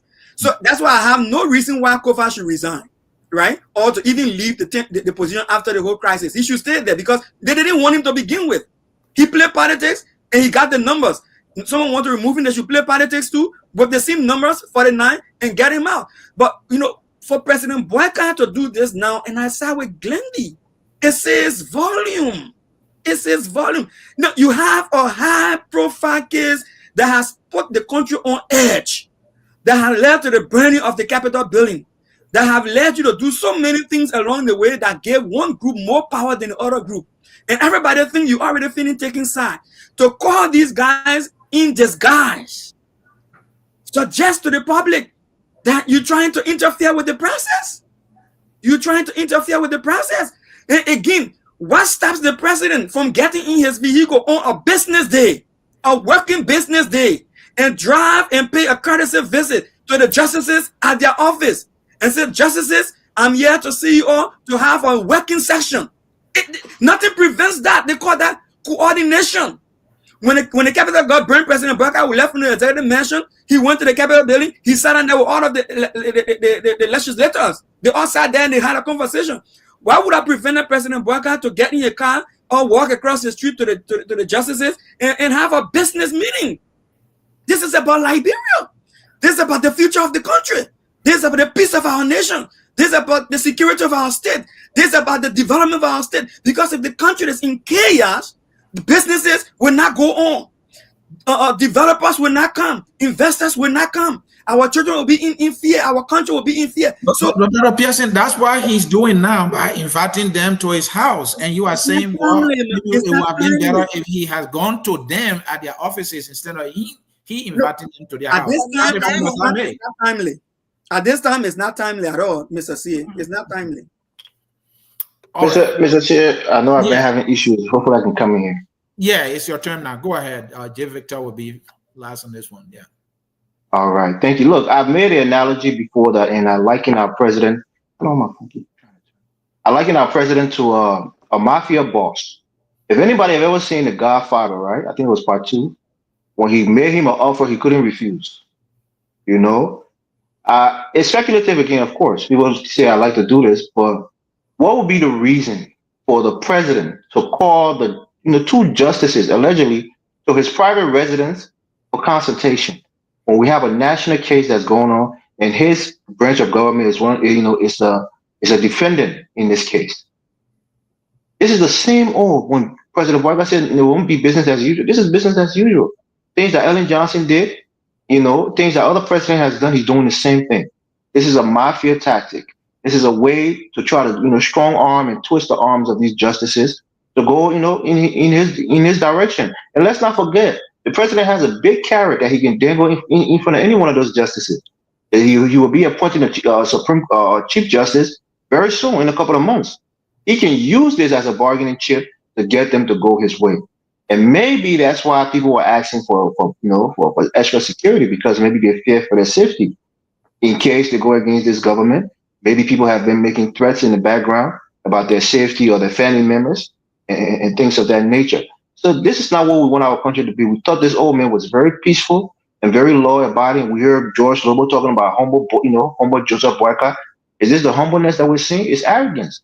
It's arrogance. It's imperialistic to think that you can take all the power and put it onto yourself, and everybody have to kowtow to you, or else you're going to threaten them with financial repercussions, or even, God forbid, physical harm. This is an embarrassment to the nation, and I think President Boyka has shown from day one with the tenure positions, he is spitting in the face of the law, of our country. He is not upholding the law, which is his fiduciary responsibility to do so. So when we look at it from the outside and we try to criticize and we criticize him, I try to criticize him now with measure, because he's our president. I want to respect the office of the presidency, but certainly he's acting like a gangster. An old man at his age with a pacemaker should not be somebody who is looking for conflict, should not be somebody who is stirring the pot, should be a reconciling chief, should be somebody who is wise as an owl, giving good advice and good counsel to those who are working underneath him and working at his behest. And I think the president has failed in that regard. Thank you. Mr. Namwe, you've been around politics. You heard about things that a president will get impeached for. Again, I'm using the word if. This report, which is an allegation that the president invited 2 of the associate justices to his house. We don't know what the discussion was about. Can there be something that warrants an impeachment proceeding, given when it's happening and how it's happening and the suspicion around it? Well, I mean, I've read people like Councillor Isaac Jackson arguing, Article 62 and I believe 76 of the Constitution that speak on those. But I don't know that what is happening has risen to the level of treason. I'm not sure. But I can tell you this though, the president is a disappointment. If what is being reported is actually what he's doing, because he knows better. This man has been in government like forever. He understands, especially with this high-profile case, still on the docket. And to be calling the justice if he did that, I'm very disappointed. I don't know what it is he expects to get out of this, offer them money for what? What is the president? I want to understand what his perception of a win out of this. What does he see as winning? I don't understand it. So I know Dr. Pearson is saying, Kuhn fought hard for this. He was embarrassed and he was diminished. The president, they avoided him, during the fire incident, he was running behind them to shake him out. I get it. But to do that is to personalize it. And this is not about individual. This is not about Kofa. It is not about Kofa coming back to pay debt and all of that. No, it is about making sure the rule of law prevail. And if Kofa were to win, that would have been the win he should savor. And then, give it up. But what is he going to do? Even if he won, I doubt whether he will still maintain the 30 that are with him now. I don't think so. Some of these people are only with him now because of what he represents. Some of the people will desert him because he is not a liked person, for what I'm hearing. He's not. So if he were to retain this and say he's going to carry on, he's just going to sit there and own the office. He is going to be very, very ineffective. And if he cares about the Liberia, which I think he's making also believe, he will get out of the way when this thing is over. Yeah, declare victory, you've won, and give it up and get out of the way. I wouldn't advise him to still remain. All right, Mr. Namwe, ladies and gentlemen, we have to leave it there on this topic. And Mr. Namwe, I'll say this: you're talking about whether or not he would be effective. I don't know whether that word effective, if it has any meaning in Liberia. My experience is so bad.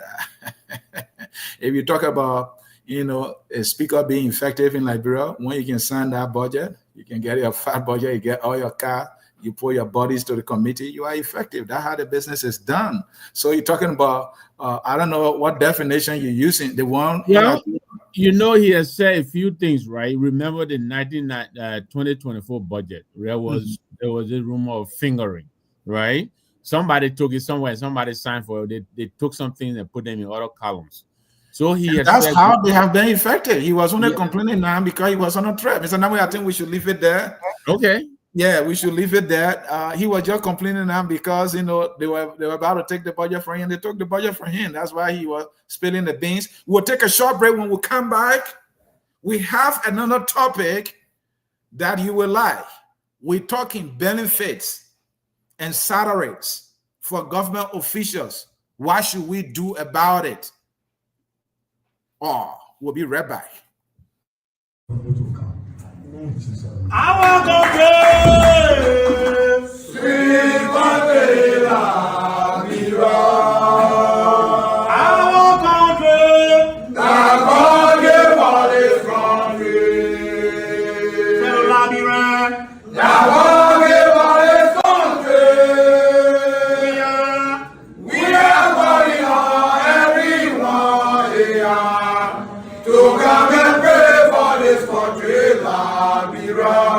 Liberia, God gave all this country. Indeed, it has been given to us by Comrade Almighty God. And I know J. Victor Number was said by Comrade Jesus. I am adherent to African spirituality. Your prayer thing, I don't believe in it. It doesn't work. I know Glendy is shocked that I'm saying it. They've been praying from JJ Robert time. We can't even get drinking water. They stay praying. We're baptized in Ebenezer. Yeah, prayer doesn't work. It's a waste of time. I've read the Bible and I have a little understanding of the Bible. And I believe that the Bible is a very good book that has been abused and misinterpreted for personal gains. Comrade Jesus is very eloquent on the Bible. I can tell you that. He said the diligent hands will rule. He said faith without work is dead. And you have your pastor telling you pray instead of telling you work. He said pray. Let me fill there. The subject now is benefits and salaries for government officials. I have 3 solid questions. This is something we've debated, we discussed about, we complain about. It's still happening as we speak. The president budget is in 2 million. The vice president budget is in 2 million. And I tell you, they are sitting on millions. And as we speak, the president, he rides a car that is bulletproof. As we speak, he got a 2026 Lexus. I think it's LX 800. From my research, it's above 100,000, brand new. The president is in opulence, but he's yet to rescue us. I don't know who he's rescuing right now with that kind of car in a poor country where a police officer uniform tells you that poverty is his only friend, where the teachers are laying down chalks because of demands, where the University of Liberia is lying in ruin and we have to implore a missionary tactic to send for a white woman to come to help us, and we have given up absolutely nothing. To run that University of Liberia, at least we need 100 million United States dollars, and you are talking about $30 million. It is a joke. She's going to fail, and she has already failed miserably. Nothing can be done at the university without any serious money. And yet, the president rides a bulletproof car. As though that is not enough, he has gotten a brand new car.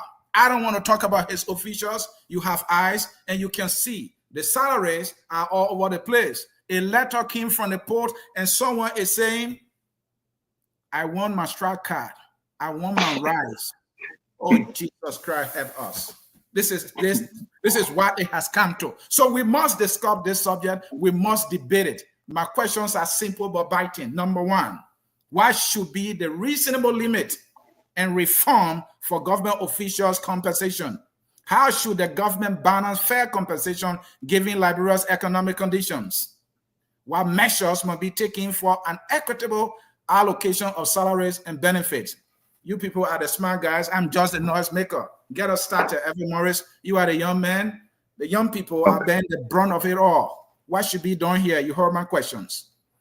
All right. Thank you, Mr. C. You know, there's a thing in government and business, people like to use it, where you socialize the cost, but you privatize the profits. You know, this is kind of what we're seeing in our government. They use the Liberian people to raise money, to raise funds. And the funds that people are giving to our nation in goodwill to help the poor, suffering masses, they use that and privatize it for their personal benefits. Look, I'm not going to tell you that the the presidency should be a charity case, and that we as a nation, because one of the pride of a people is to be able to fund its government, to be able to protect, its presidents and its dignitaries. So I'm not saying that the president should be riding in some kind of wheelbarrow, but definitely sensitivity is important. And hypocrisy is glaring in this case because these guys were talking about George Weah's shoes. Liberian would say the knicker shoes the men were wearing, they were talking about it. And at his age, who are you trying to bluff for? Who are we're saying like, bro, who are you trying to bluff for?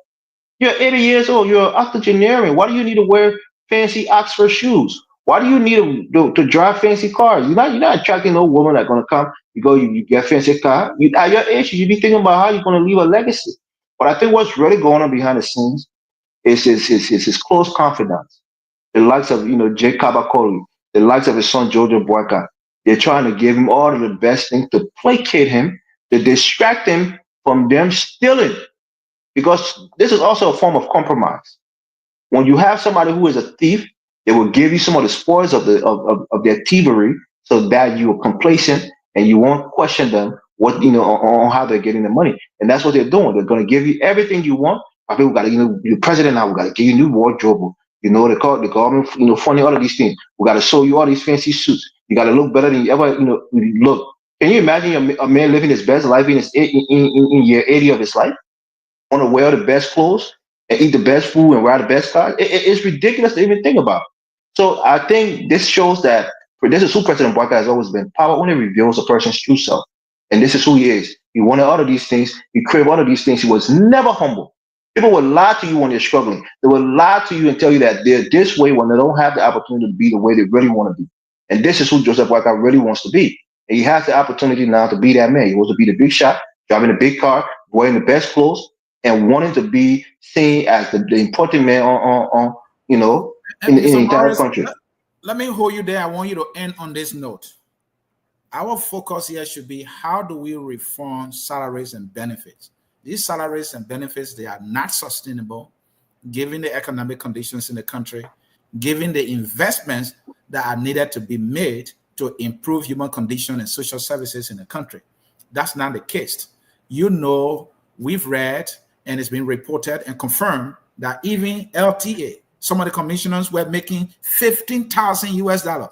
You heard about the central bank governor making pretty close to $25,000 a month. The stories are out there. What should be done? What should President Barker do now? Okay. In developed countries like the United States, sometimes they base wages on inflation, right? So you have to have parity based on inflation. And even in this country, wages has been stagnated for the longest. So I think if we have empirical data and we had a Bureau of Statistics that can do these kind of research and to tell us how inflated things are, you adjust people's salary based on that and the quality of the work that they're doing. First of all, we have to increase our budget. That's the first thing. You can't give people money you don't have. You have to make more money. Do better in the revenue collection. Have our agency becoming more profitable, like the LPRC and other places, the NOCA and other places. Bring more money, take more money from those agencies, bring it to the central government, and try to have more in the coffers so that you can pay people more. And then you have to trim the wage bill. You have to do it. You have to find the most qualified and the most quality people that work in the government and give them an increased pay, and do it in something that commensurate with their skill set. And that way you have people getting paid better, but also you trim the fat so that you can allocate some of the money you save from the trimming of those fat to increase the salaries of those people. That's just my take on it. J. Victor, you have advocated for equitable distribution of the little resources we have, and that the salaries are not sustainable. The budget of the BSHAGs, we can't afford it. We barely have stable electricity for 6 hours in Monrovia. And now we had a guy there, Money Cantan, who was netting about $19,000 US a month when he could barely provide 24-hour electricity. Why was he getting that money for? The stories are all over the place, my friend. What should be done? People have been dancing around the thing. I think CDC came, they said they were trying to do harmonization and all that. The president constituted a committee when there was that blowout at LTA that they were going to do something about it. Where is that? Why has something not been done? We heard this thing, I'm reducing my salary by 25%. We have made that pronouncement. It didn't change anything. The president budget is going up. Our budget went up when he announced that. We need immediate cut to these salaries so that more can be left for the people. What should be done now? So, I don't know exactly what the law is, but if President Weir could harmonize, make an adjustment, I think this president should be able to do it. It is possible. I agree with you. He came in, he said he cut his salary by, the problem is not necessarily in the salary, is these outrageous benefits, What is scratch card? Everybody in Liberia in government is entitled to scratch card. What does it mean? You pay the person and then you got to buy phone time for him. Why? What is he doing that requires him to have scratch card? What kind of most of the benefits are usually performance based. Obviously, there has to be a standardized approach to setting these salaries. I thought that's what President Weah did, but it appears that is not what happened because, like you say, money capital. And it came out recently that the guy at the National Bank is actually making $56,000 a month. I mean, nobody has disputed that.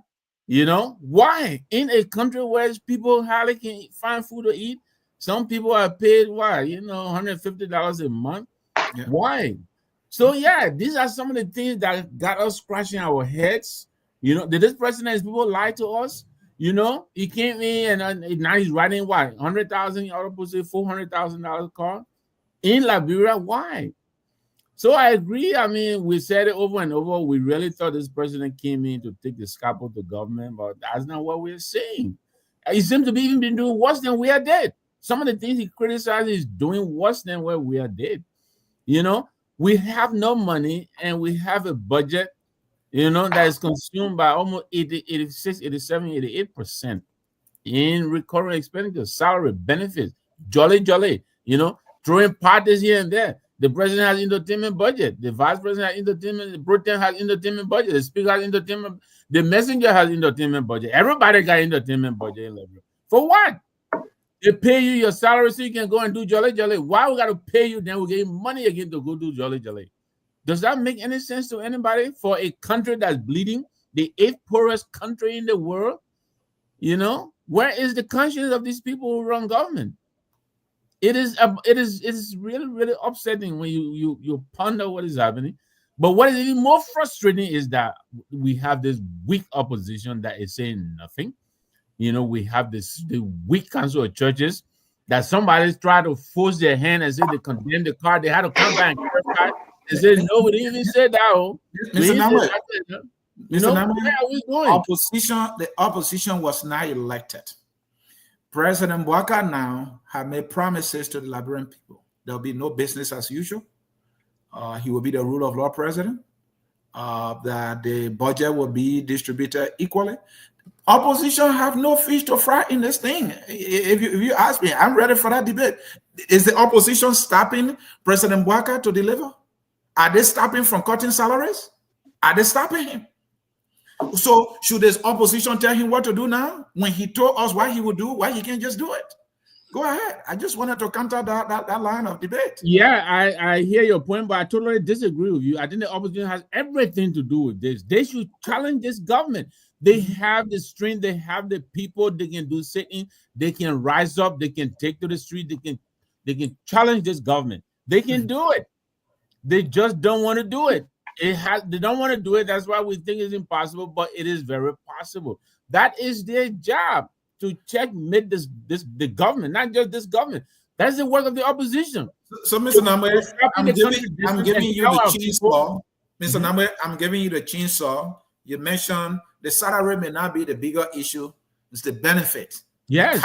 The strike card. They got the strike card. They got the housing allowance. I'm giving you the chainsaw now. You are the president, the chief executive. Let go. Use that saw. Give us a kind of robust or drastic reform when it comes to benefits that you can propose right now, or even use your bullet pulpit to enforce immediately.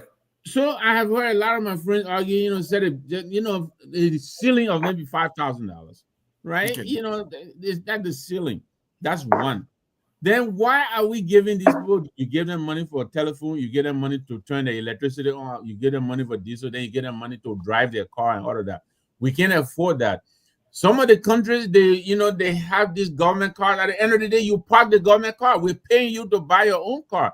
Stop taking government car home and leaving Moravia, going to Banga, over the night and coming back to work. You need to think to stop that. That is one way. Then you have this duplication of functions, agencies falling over each other. We have water and sewer.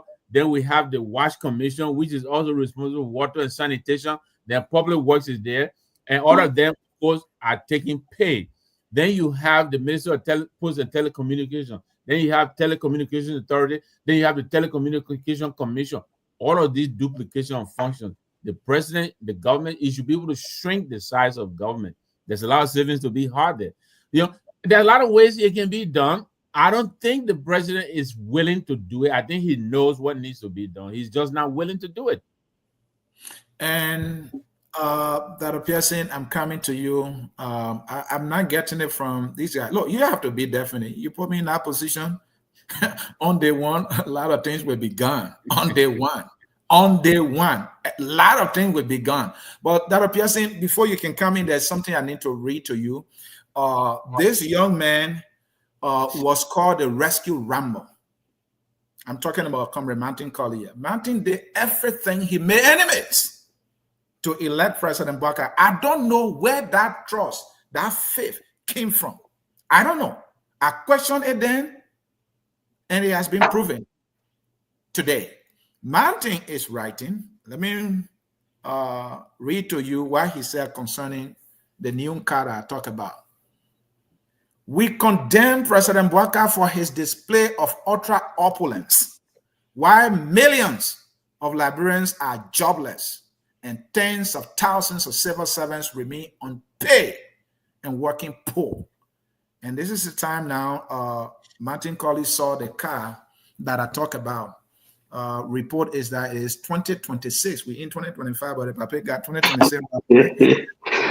Hey, change your profile picture. It job in the future. But go ahead, Dr. Pearson. Thank you, sir. I think I feel for Martin Colley. I feel for the honorable man from the former GAC, the former GAC boss. What is his name again? John Molo. John Molo. I feel for all those guys. Those guys, I think they meant well from the beginning, but unfortunately, they put their hope in the wrong person. But let me say this to just satisfy Dennis, because I know you'll either watching or you'll be watching afterwards. Think about Liberia as the village, right? Mm-hmm. And think about the budget being a basket or a knife in the illustration I'm about to give.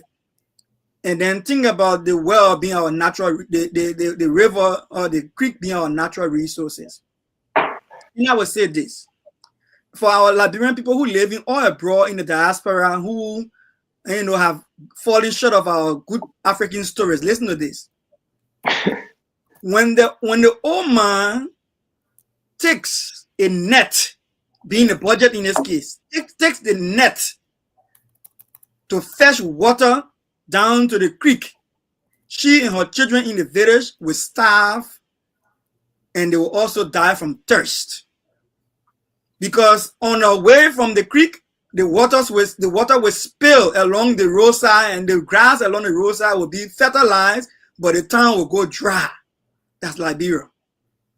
I repeat again, another one.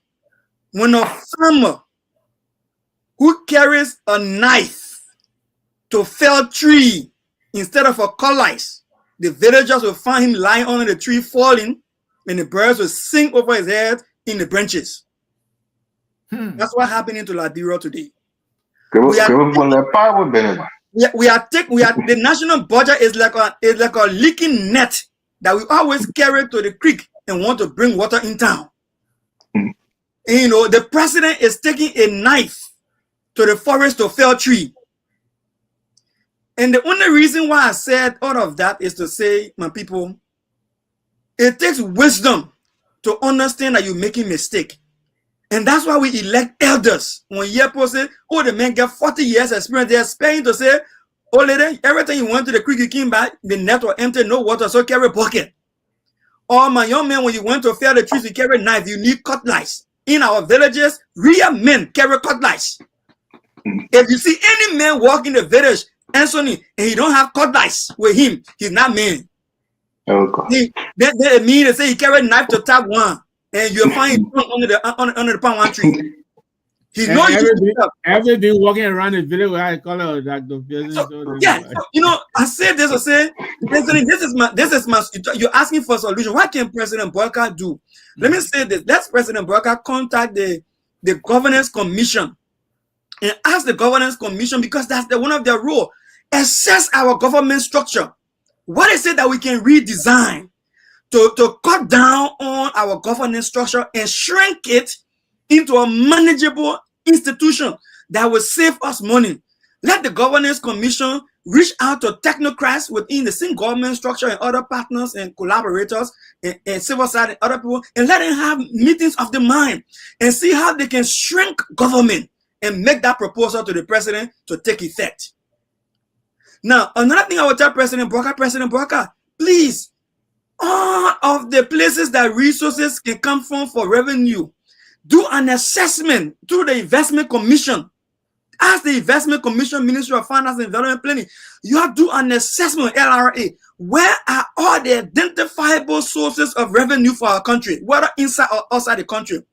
And then devise a strategy so that all of that money can come through one budget envelope through central bank, national revenue generating account, where we can about it.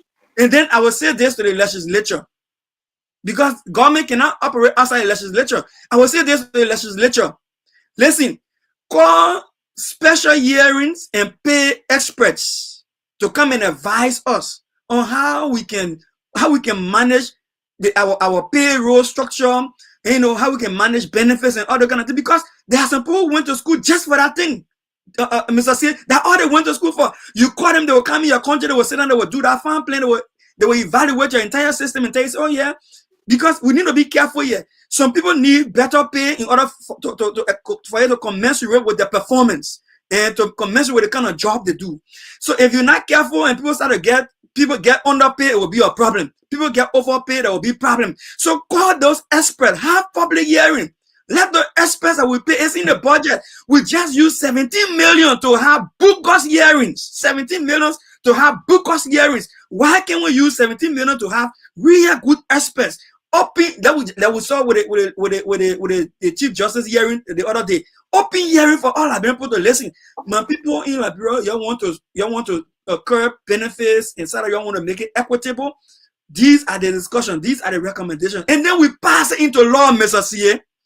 When it is passed into law, the president signed off on it, we all go by it.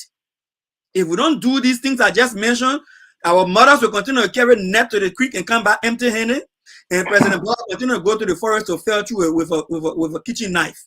Thank you, Mr. C. Well, Mr. Dr. Pearson, do you think that harmonization was in that same light? That's what President Ware was trying to do with the harmonization? I think so. And people don't get this, right? Elvis, people don't get this, Maurice. Harmonization was not Weir's idea. Harmonization was not Twist's idea. Harmonization was the IMF and the World Bank idea. And the reason why the IMF and the World Bank pushed them to say, we're not continuing to give you money that you're just spending in people's pocket. We want to give you money that will go towards alleviating the hardship on the people. So one of the criteria World Bank and IMF getting was, you have to cut that world bill. Other than that, we'll not give you extra monies. So they were constrained to do it. So I don't know why that resentment for harmonization coming from, and people trying to claim glory for it, that it is the idea. Maybe it is the political will that what makes that happen. But I think it's still good for this government, right? And can you argue? One second. Can you argue that in theory probably cost CDC the election? People were thinking, you harmonize our pay, we'll harmonize your vote. Something that was supposed to benefit the country. People saw it as the worst thing you could possibly do, and they voted against their own interests, not understanding that it was really, in theory, in practice, if it was practiced correctly, it was supposed to benefit the country. But it was a better policy that the president did. They voted against him out of office because of it. Yeah, those were the decisions that brought inflation down. Those were the decisions that brought our budget and things under control when it comes to bad fiscal management and fiscal discipline. Those are some of the decisions. Now, it goes to what Dennis said. You score saying inside the road, somebody passed me and said, "Why you doing here?" He said, "The same thing that brought me here will bring you here." The guy said, "Score, are you talking? Or are you supposed to talk?" He went to town and he called people. He said, "I saw Score talking." CDC took glory for something that was not the action. They would have just said, "This was not our decision." My people, we don't want to see Liberians lose money. We don't want to see Liberian people lose income. But the people who giving us assistance in the difficult times of inflation are telling us if we don't do this thing, the country will suffer. So we forced to do it. No, they say we did it because they look at the benefit that came, from the economic standpoint. To be honest, that's called loud down too. Dr. Pearson, to be honest, I followed the debate. CDC said it. CDC even went further by saying, look, this is a United Party plan. We made it on the books. United Parties already implemented it. They didn't implement it because they were looking at the political repercussion. They was advanced by World Bank and IMF. You are right. And United Party should have started that. They chose not to do so. And then we are doing it because the IMF said, look, you have to do this or else, you will not get some money. So the CDC was forced to do it. They said it, actually. I followed the debate. 12 said it, and many other people in the CDC said it.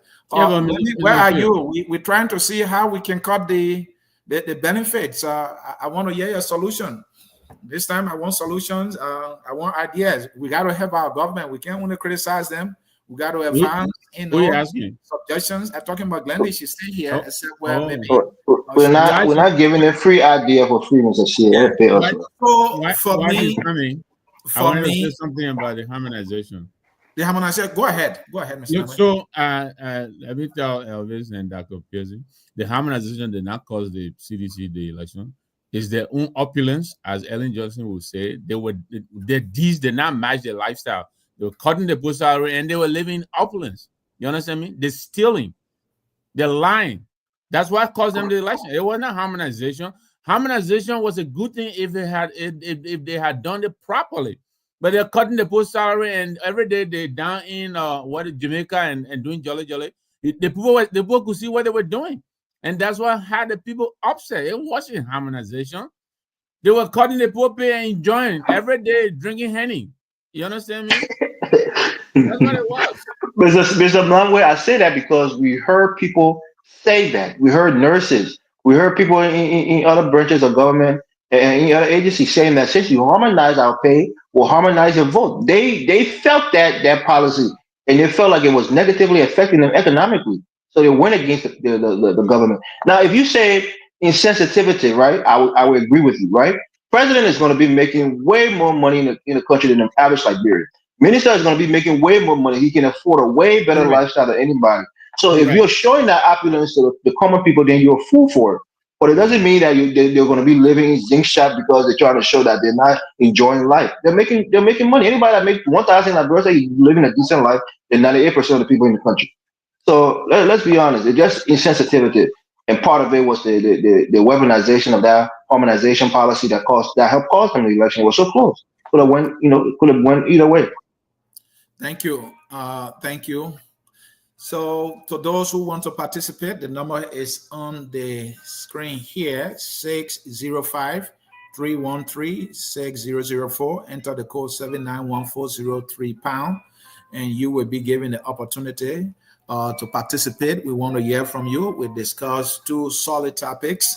We want to get your participation. I want to say thanks to our man, Darling here, who corrected me twice. He told me I have to say cars because we're not talking about one car here. The Papa got a lot of cars.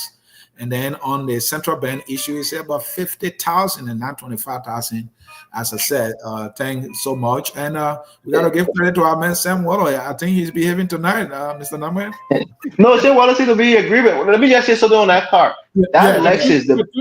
For 2 seconds, we are buddies. Yeah. The base price on that Lexus is 180. When I say base, it means the lowest price. Oh, wow. Yeah, it's 180,000 without any bulletproofing. So that car, as you see it currently, constituted, it's probably in the range of $500,000 to $600,000. It's not 180,000. That car by itself, just buying it as a family car, is 180,000. That's a base price without putting in the premium package, putting in extra things. Yeah, that car is very expensive. But I just hope we leave it for the next president. That's all. Oh, I think the Papa is hanging around, my man. So maybe by that time, Papa can decide to buy it for himself. Like the police director there and causing trouble. I'm only implying that it will be a next president by the grace of God. Whether I put it to it now. Is it implying that this guy will outlive this president's term? No, that's what I'm saying. But what if the man will live now? He will live until the car break down. You gotta have a next president. Even not 12 years from now, the car will still be there. All right. Again, folks who want to participate, we have the phone number right there on the screen. We want you to call and participate right away. Let me see. We have our man, Kesali Double. He is a supporter of the president. and he's here to participate and also hold us accountable where we may be too tough on the head of state. Comrade Double, you are live. Go ahead. Yes, thank you very much, Mr. CA. And by the way, not just a supporter of the president, but I'm a bona fide Unity Party partisan. Thank you. Point of correction. I'm now a supporter, but I'm a partisan of the Unity Party. Thank you, brother. I appreciate that. And let me put the first checkpoint to the young man, Elvis. Thank you. Unfortunately, I'm surprised to see a man who is living in the U.S. lying blindly like that. Come on, Google will help you the price of that car. You are both to sit on the platform and say just as a flat rate, even the base model is $180,000. That is a flat and blatant lie. Why it is true that I don't want a president of Liberia to ride a car that will be way high, looking at the level of distress and the livelihood of the people in Liberia. I wouldn't want to sit on the platform and lie blindly like that. You know, that's very wrong. And on the issue that has to do with what is the base price of the car, sir? No, let him speak. Let him speak. I just told you, on the issue that has to do with the Supreme Court ruling, right? When I was listening to the show from the beginning, I thought you guys already had a ruling in your hand. From the beginning, I thought because the way I heard, you know, almost all the speakers, including the host, sounded like they already had a ruling in their hand. Unfortunately for most of you guys, I'm saying this and I will say it every time. The ruling that is going to come out is going to be ambiguous, just like the first one. You and I will argue here. Again, we will say the other person won, and at the end of the day, Kun is not going to be speaker. Not Kun, but Kofa. Unfortunately, Kun himself, I don't even want him to be speaker, but he's the one his friends want. So we have to label it. If you follow the hearing keenly, like we all did, you heard the Chief Justice, you heard the justices asking those questions.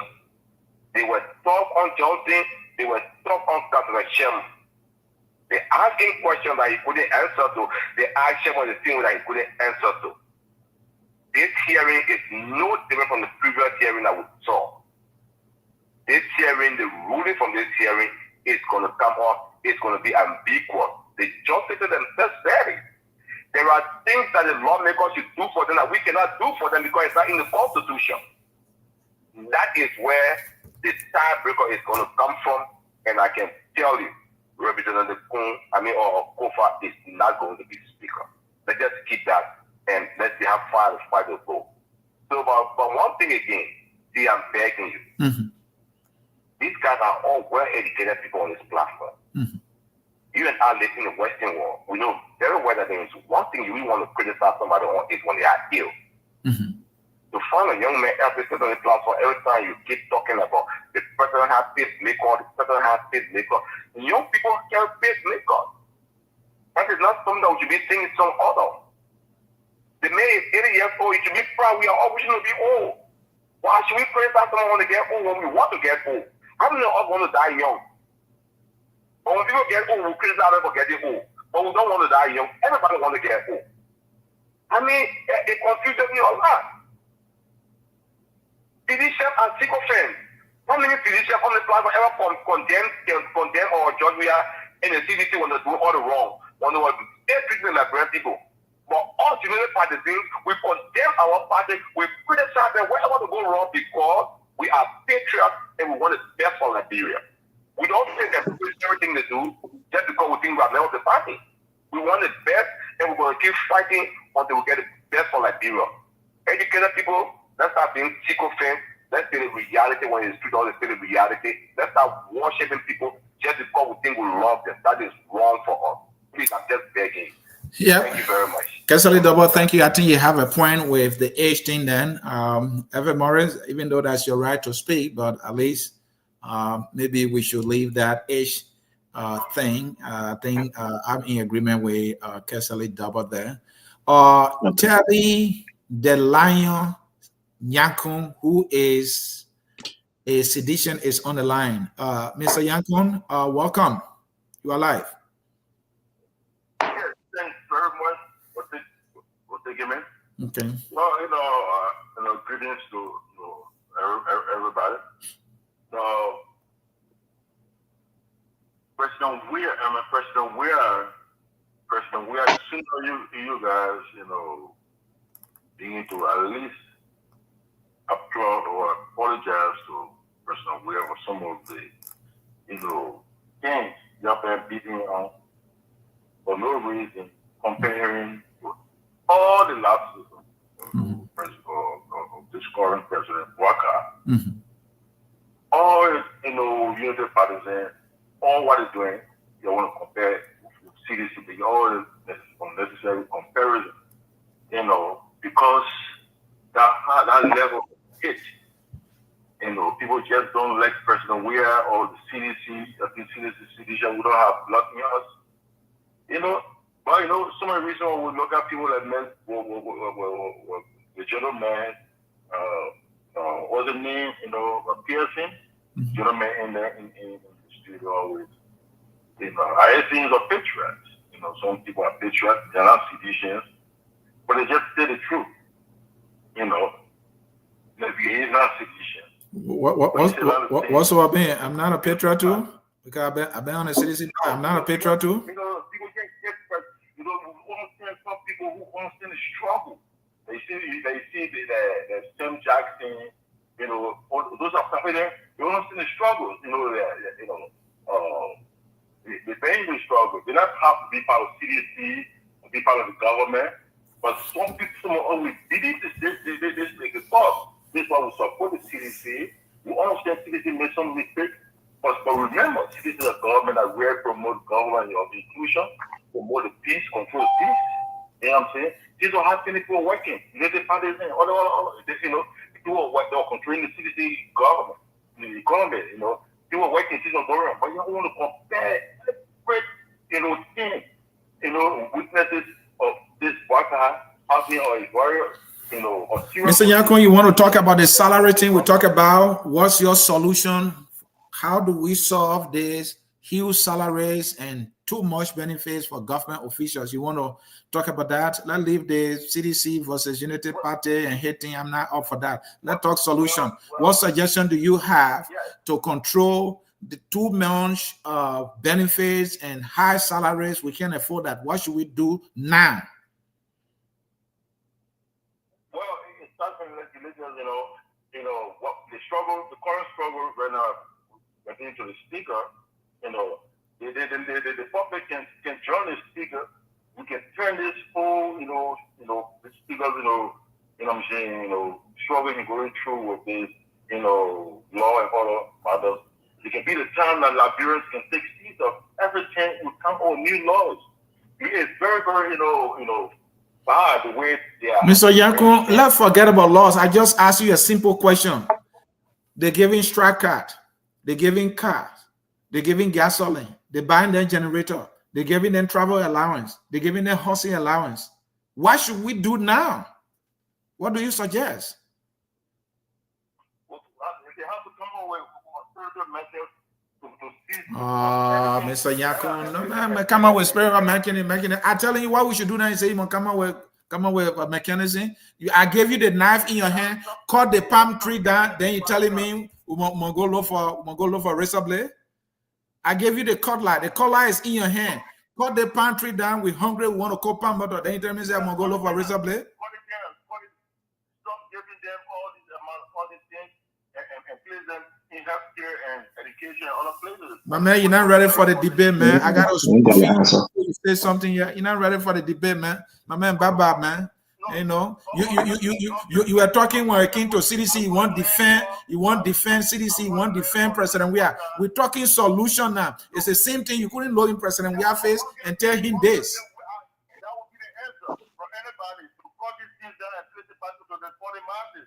Yeah, but you wasted my time. You couldn't tell President we had to cut down all those fast salaries and benefits and strike cards and cars. You didn't tell him.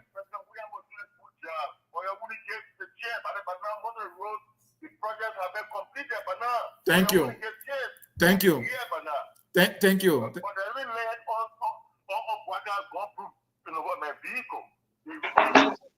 You learn it on President we are on a car.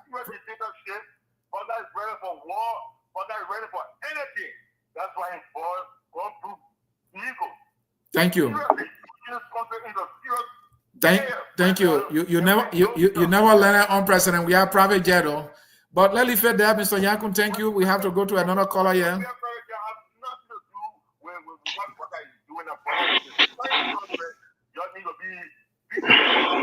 Thank you. Thank you. Thank you. Thank you. Thank you. Thank you. Thank you, sir.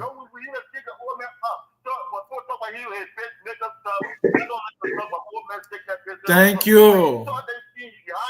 But you gotta take the people responsibility. So Evan is not getting a rule. It's just the fact that this person have taken the responsibility. Thank you, Mr. Yakun. Thank you so very much, sir. Thank you. All right, Mr. Yakun there. Our own man, Marco Asumana Padmore, is on the line. Mr. Padmore, you are live. Thank you so much, Mr. Sun. How are you? I'm well. So I have a few things that I wanted to contribute to. Please. The first one is the car price. Mm-hmm. And I'm going to challenge you on this because you had a caller earlier that challenged Mr. Morris's pricing. Mm-hmm. And I believe it was that the person that stepped in and tried to ask this caller, well, if you're going to challenge Mr. Morris's video, how much is the car? You kind of let that person off the hook. I really wanted to hear from that person. If they had done their research, what was the price they had come up with? Concerning the salary benefit solution, this thing has been discussed like I don't know how many times for how long. We all know what the solution is. Do cuts. Cut most of these benefits off. Lower the salary. Just the president doesn't have the willpower to do it. He just refused to do it. He hasn't cut a single salary. And because he hasn't done it, he hasn't put the weight on his lieutenants to do it, so everybody is living up to it. But think about it. How do you turn to the managing director for NTA and say, I need you to cut the salaries, I need you to cut your budget, and then you show up with a Lexus 2026? But everybody takes you for a joke. And then concerning the Supreme Court visits, if you ask me, nobody wants to say this, but it's an impeachable offense. When you decide to subvert the judiciary for your own personal outcome, that's an impeachable offense. I wish one of the lawmakers at some point in time would enter that building to impeach the president. Because if we really want peace and want transparency and want a vibrant society, the president can't be seen doing these things. If the president is able to subvert the judiciary, why should I submit to it? Why should any Liberian submit to it? Finally, on the age thing, look, let's be honest here. The president took advantage of the age thing. The reason why a lot of Liberians voted the president in, because they said he was an old wise man. They said he had 46 years of experience. But then when other people want to challenge his age and his ability to lead, and people say, oh, you can't talk about the age thing. Let the age thing be so. No, you can't have it both ways. You either leave the age thing or you put it on the table. But this president cannot choose to take advantage of it and cause people to make decisions based on his age. And then when other people want to challenge them and say, oh, no. When you talk about age thing, then you are being condescending, you are being, you don't have feeling, you don't want to live to that age. Everybody wants to live to that age. So either it's on the table or it's off the table. But somebody needs to decide. And that's what I have this week. Thank you so much for your time. Thank you. I'm loving the debate because, the debate then was, oh, this is a wise old man. He's wise. He's not greedy. He's not after material things. He's lived in his house for 40 years or so. And, but then we had a young man who has this appetite for material wealth. So we saw the private jet, We saw that. What was the name of that backlight kind of vehicle, President? We had Evans. You remember? Yeah, the tri, Tricycle. you know, yeah, tricycle kind of thing. It's Yeah. Polaris. It's the Polaris tricycle. Yeah. His son Tim, we have bought it for him. He said. So. Yeah, and so on and so forth.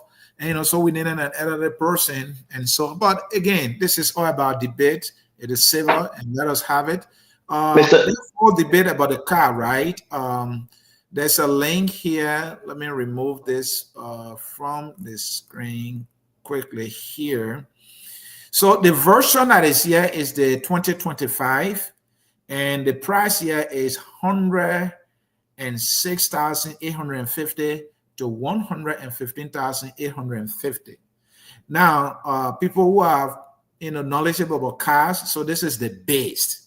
Now, when you put in and you say, look, I want this to be there, I want it to be bulletproof, I want this and that, then they have to make a custom one for you that will increase the price. And the link the person shared with me, this is a show. I try to look around it to see if I should. I share that link. I share that link. So let me explain the link. So why go I share ahead. the link. You share your link. Explain it. Thank you. So to my brother Cassidy Dubba, people have advised me to be more calm on the show, and this is the reason why I try to temper my tone. But this car, the Lexus, every car brand have a series of cars. They do their car from 400 all the way to 800. The 800 is the flagship model for these SUVs. That's the top of the rung model right there. This model that I sent you is only the 600. So this is 2 rungs below that 800 top of the line model. This is a 2025. Yeah, so you're talking about an 800 model that's the very top, and also it's the most expensive. So if you're looking at 2 levels below it and it's ranked between 105 to 115,000, I'm telling you that 2026 model is based at around $180,000. That's what it is, my brother. I'm not saying this to try to disparage the president. But one thing I want people to draw their attention to, President Weah, with all his opulence, he was driving. What happened to Evans? Sam what got to him. He got hacked by Cassidy Dubba.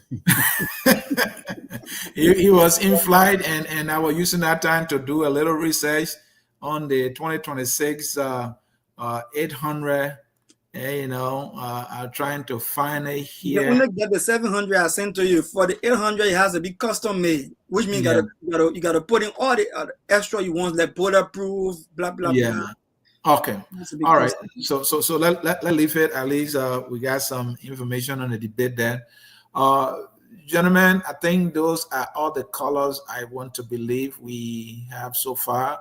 Evan Morris, you are still frozen. Maybe you should leave and come back. He's been having technical issue throughout.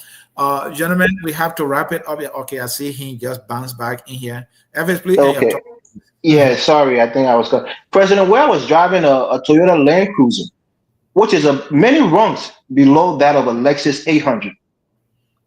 So if we're looking at President Boyka as being more economical, more reserved, he's driving the most expensive Lexus car there is. That's their flagship car. That car, you can't even buy it right now. You have to really go to the dealership to find it. I try to research it. That's why you saw I went off the screen to show the gentleman. I'm not making this up. And most of the time, Lexus don't even do bulletproof vehicle. You have to take it to a different place to get it fitted for bulletproof. When we're talking about premium package, I drive a car that I have a premium package in.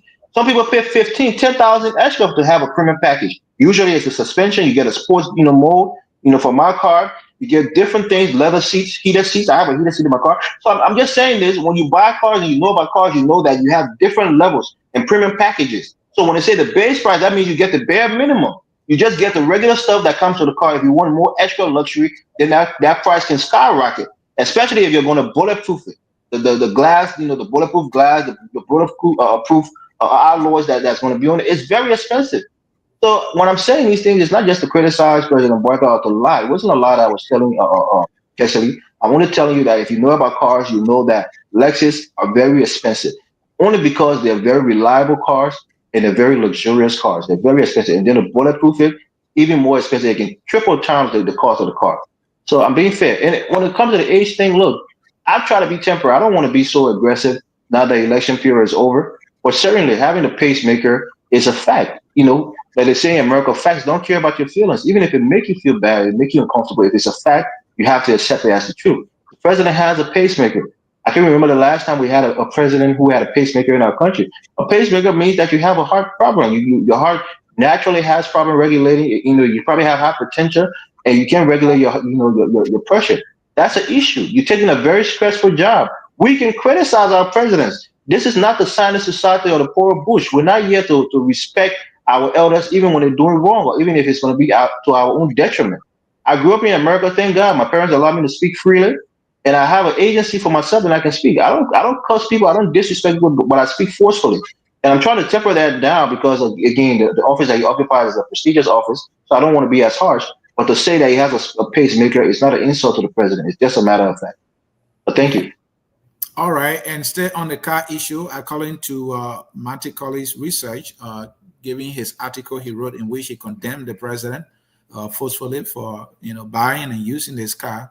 He said it's a 2025 Lexus LX 700R Super Ultra luxury SUV valued between 115,000 and 150,000. That is Martin's research. So it's not far from what we also found. So it's actually a 2025 version.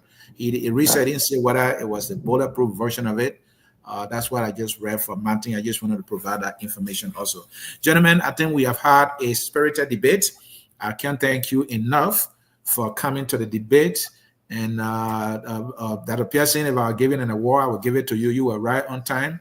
A few others, a few minutes late. I'm going to be accountable. We're talking about we are bashing government, and you people know my mouth. How I go after our leaders, bashing them. So I have to start holding my own. And you people should do the same thing to me when I do anything foolish, below standard of no quality whatsoever. Deal with me as powerfully as you can. Let's correct ourselves. Let us hold no feelings. If feeling comes, it's okay. It's about our country, and we want it to get better. But gentlemen, I will need a concise closing based on the two issues we debated so far. And Mr. Morris, you can go first. Okay, I'm going to call somebody that might be a little obscure, but he's really not that obscure. Let's give Takunje props today. He made a song that will probably last for generations to come. The people fool us, so the people lied, the government lied to the people. They fooled the Liberian people and told them the exact opposite of who they are. They said it wasn't going to be living luxurious life. They said it wasn't going to do business as usual. And it's the exact opposite. They're living more luxuriously than President Weah did. They're doing more business as usual. So Liberian people, you have to be smarter. Educate yourself, learn civics, even if they're not teaching it to you in school, to make the most informed decision, because you'll have 6 years to bear the brunt of that decision. And you guys have another 5 years to go, and there's nothing you can do about it unless the will of God comes down and intervene. So just bear it until 2029, or you can pick another president. Hopefully this time you make the right or the better decision. Thank you. Thank you. Jeff Victor Namwe, the political analyst. Thank you very much, Anthony and Dr. Pearson. Elvis, Glennie left. Great show tonight. Thank you also to the audience for the interaction. The forecast on my side tonight is 82 degrees tomorrow. It's gonna be a super duper day tomorrow. So I'm excited. I'm looking forward to it. But quickly, look, I think everything we pointed out here, when we're calling out the government, we don't mean to put them down or anything. They should be thanking us actually for being the sounding board for them. We just kind of giving them feedback. And if they're smart, they will take it in and go and make correction. But if you come on here and can't be fighting and come and challenge people with what you don't know about, go sit down somewhere. Go sit down somewhere. You want to challenge us, go and challenge the people and tell them, to feed the people and pay the people and start playing foolishness with our resources. They don't belong to them. And they know that. We just give them the opportunity to lead at a time because there can only be one leader at a time. This is a chance. But so far, they haven't proven to us that they are worthy of our trust. That's why we come here to tell them. So, thank you again for the show. I hope to be back here again next Friday. And, hopefully this time we'll be discussing something better than, all these downers. Thank you very much. I know. And Dr. Pearson, you get the final words tonight. But before that, let us remind our audience that tomorrow We will be on Kia Radio at 10 a.m. Eastern Time. Focus on Liberia now has a flash show every Saturday at 10 a.m. Eastern Time, which is about 2 p.m. GMT in Liberia. We are live on Facebook and YouTube and also on the radio in Liberia. And tomorrow we have a guest, is Dr.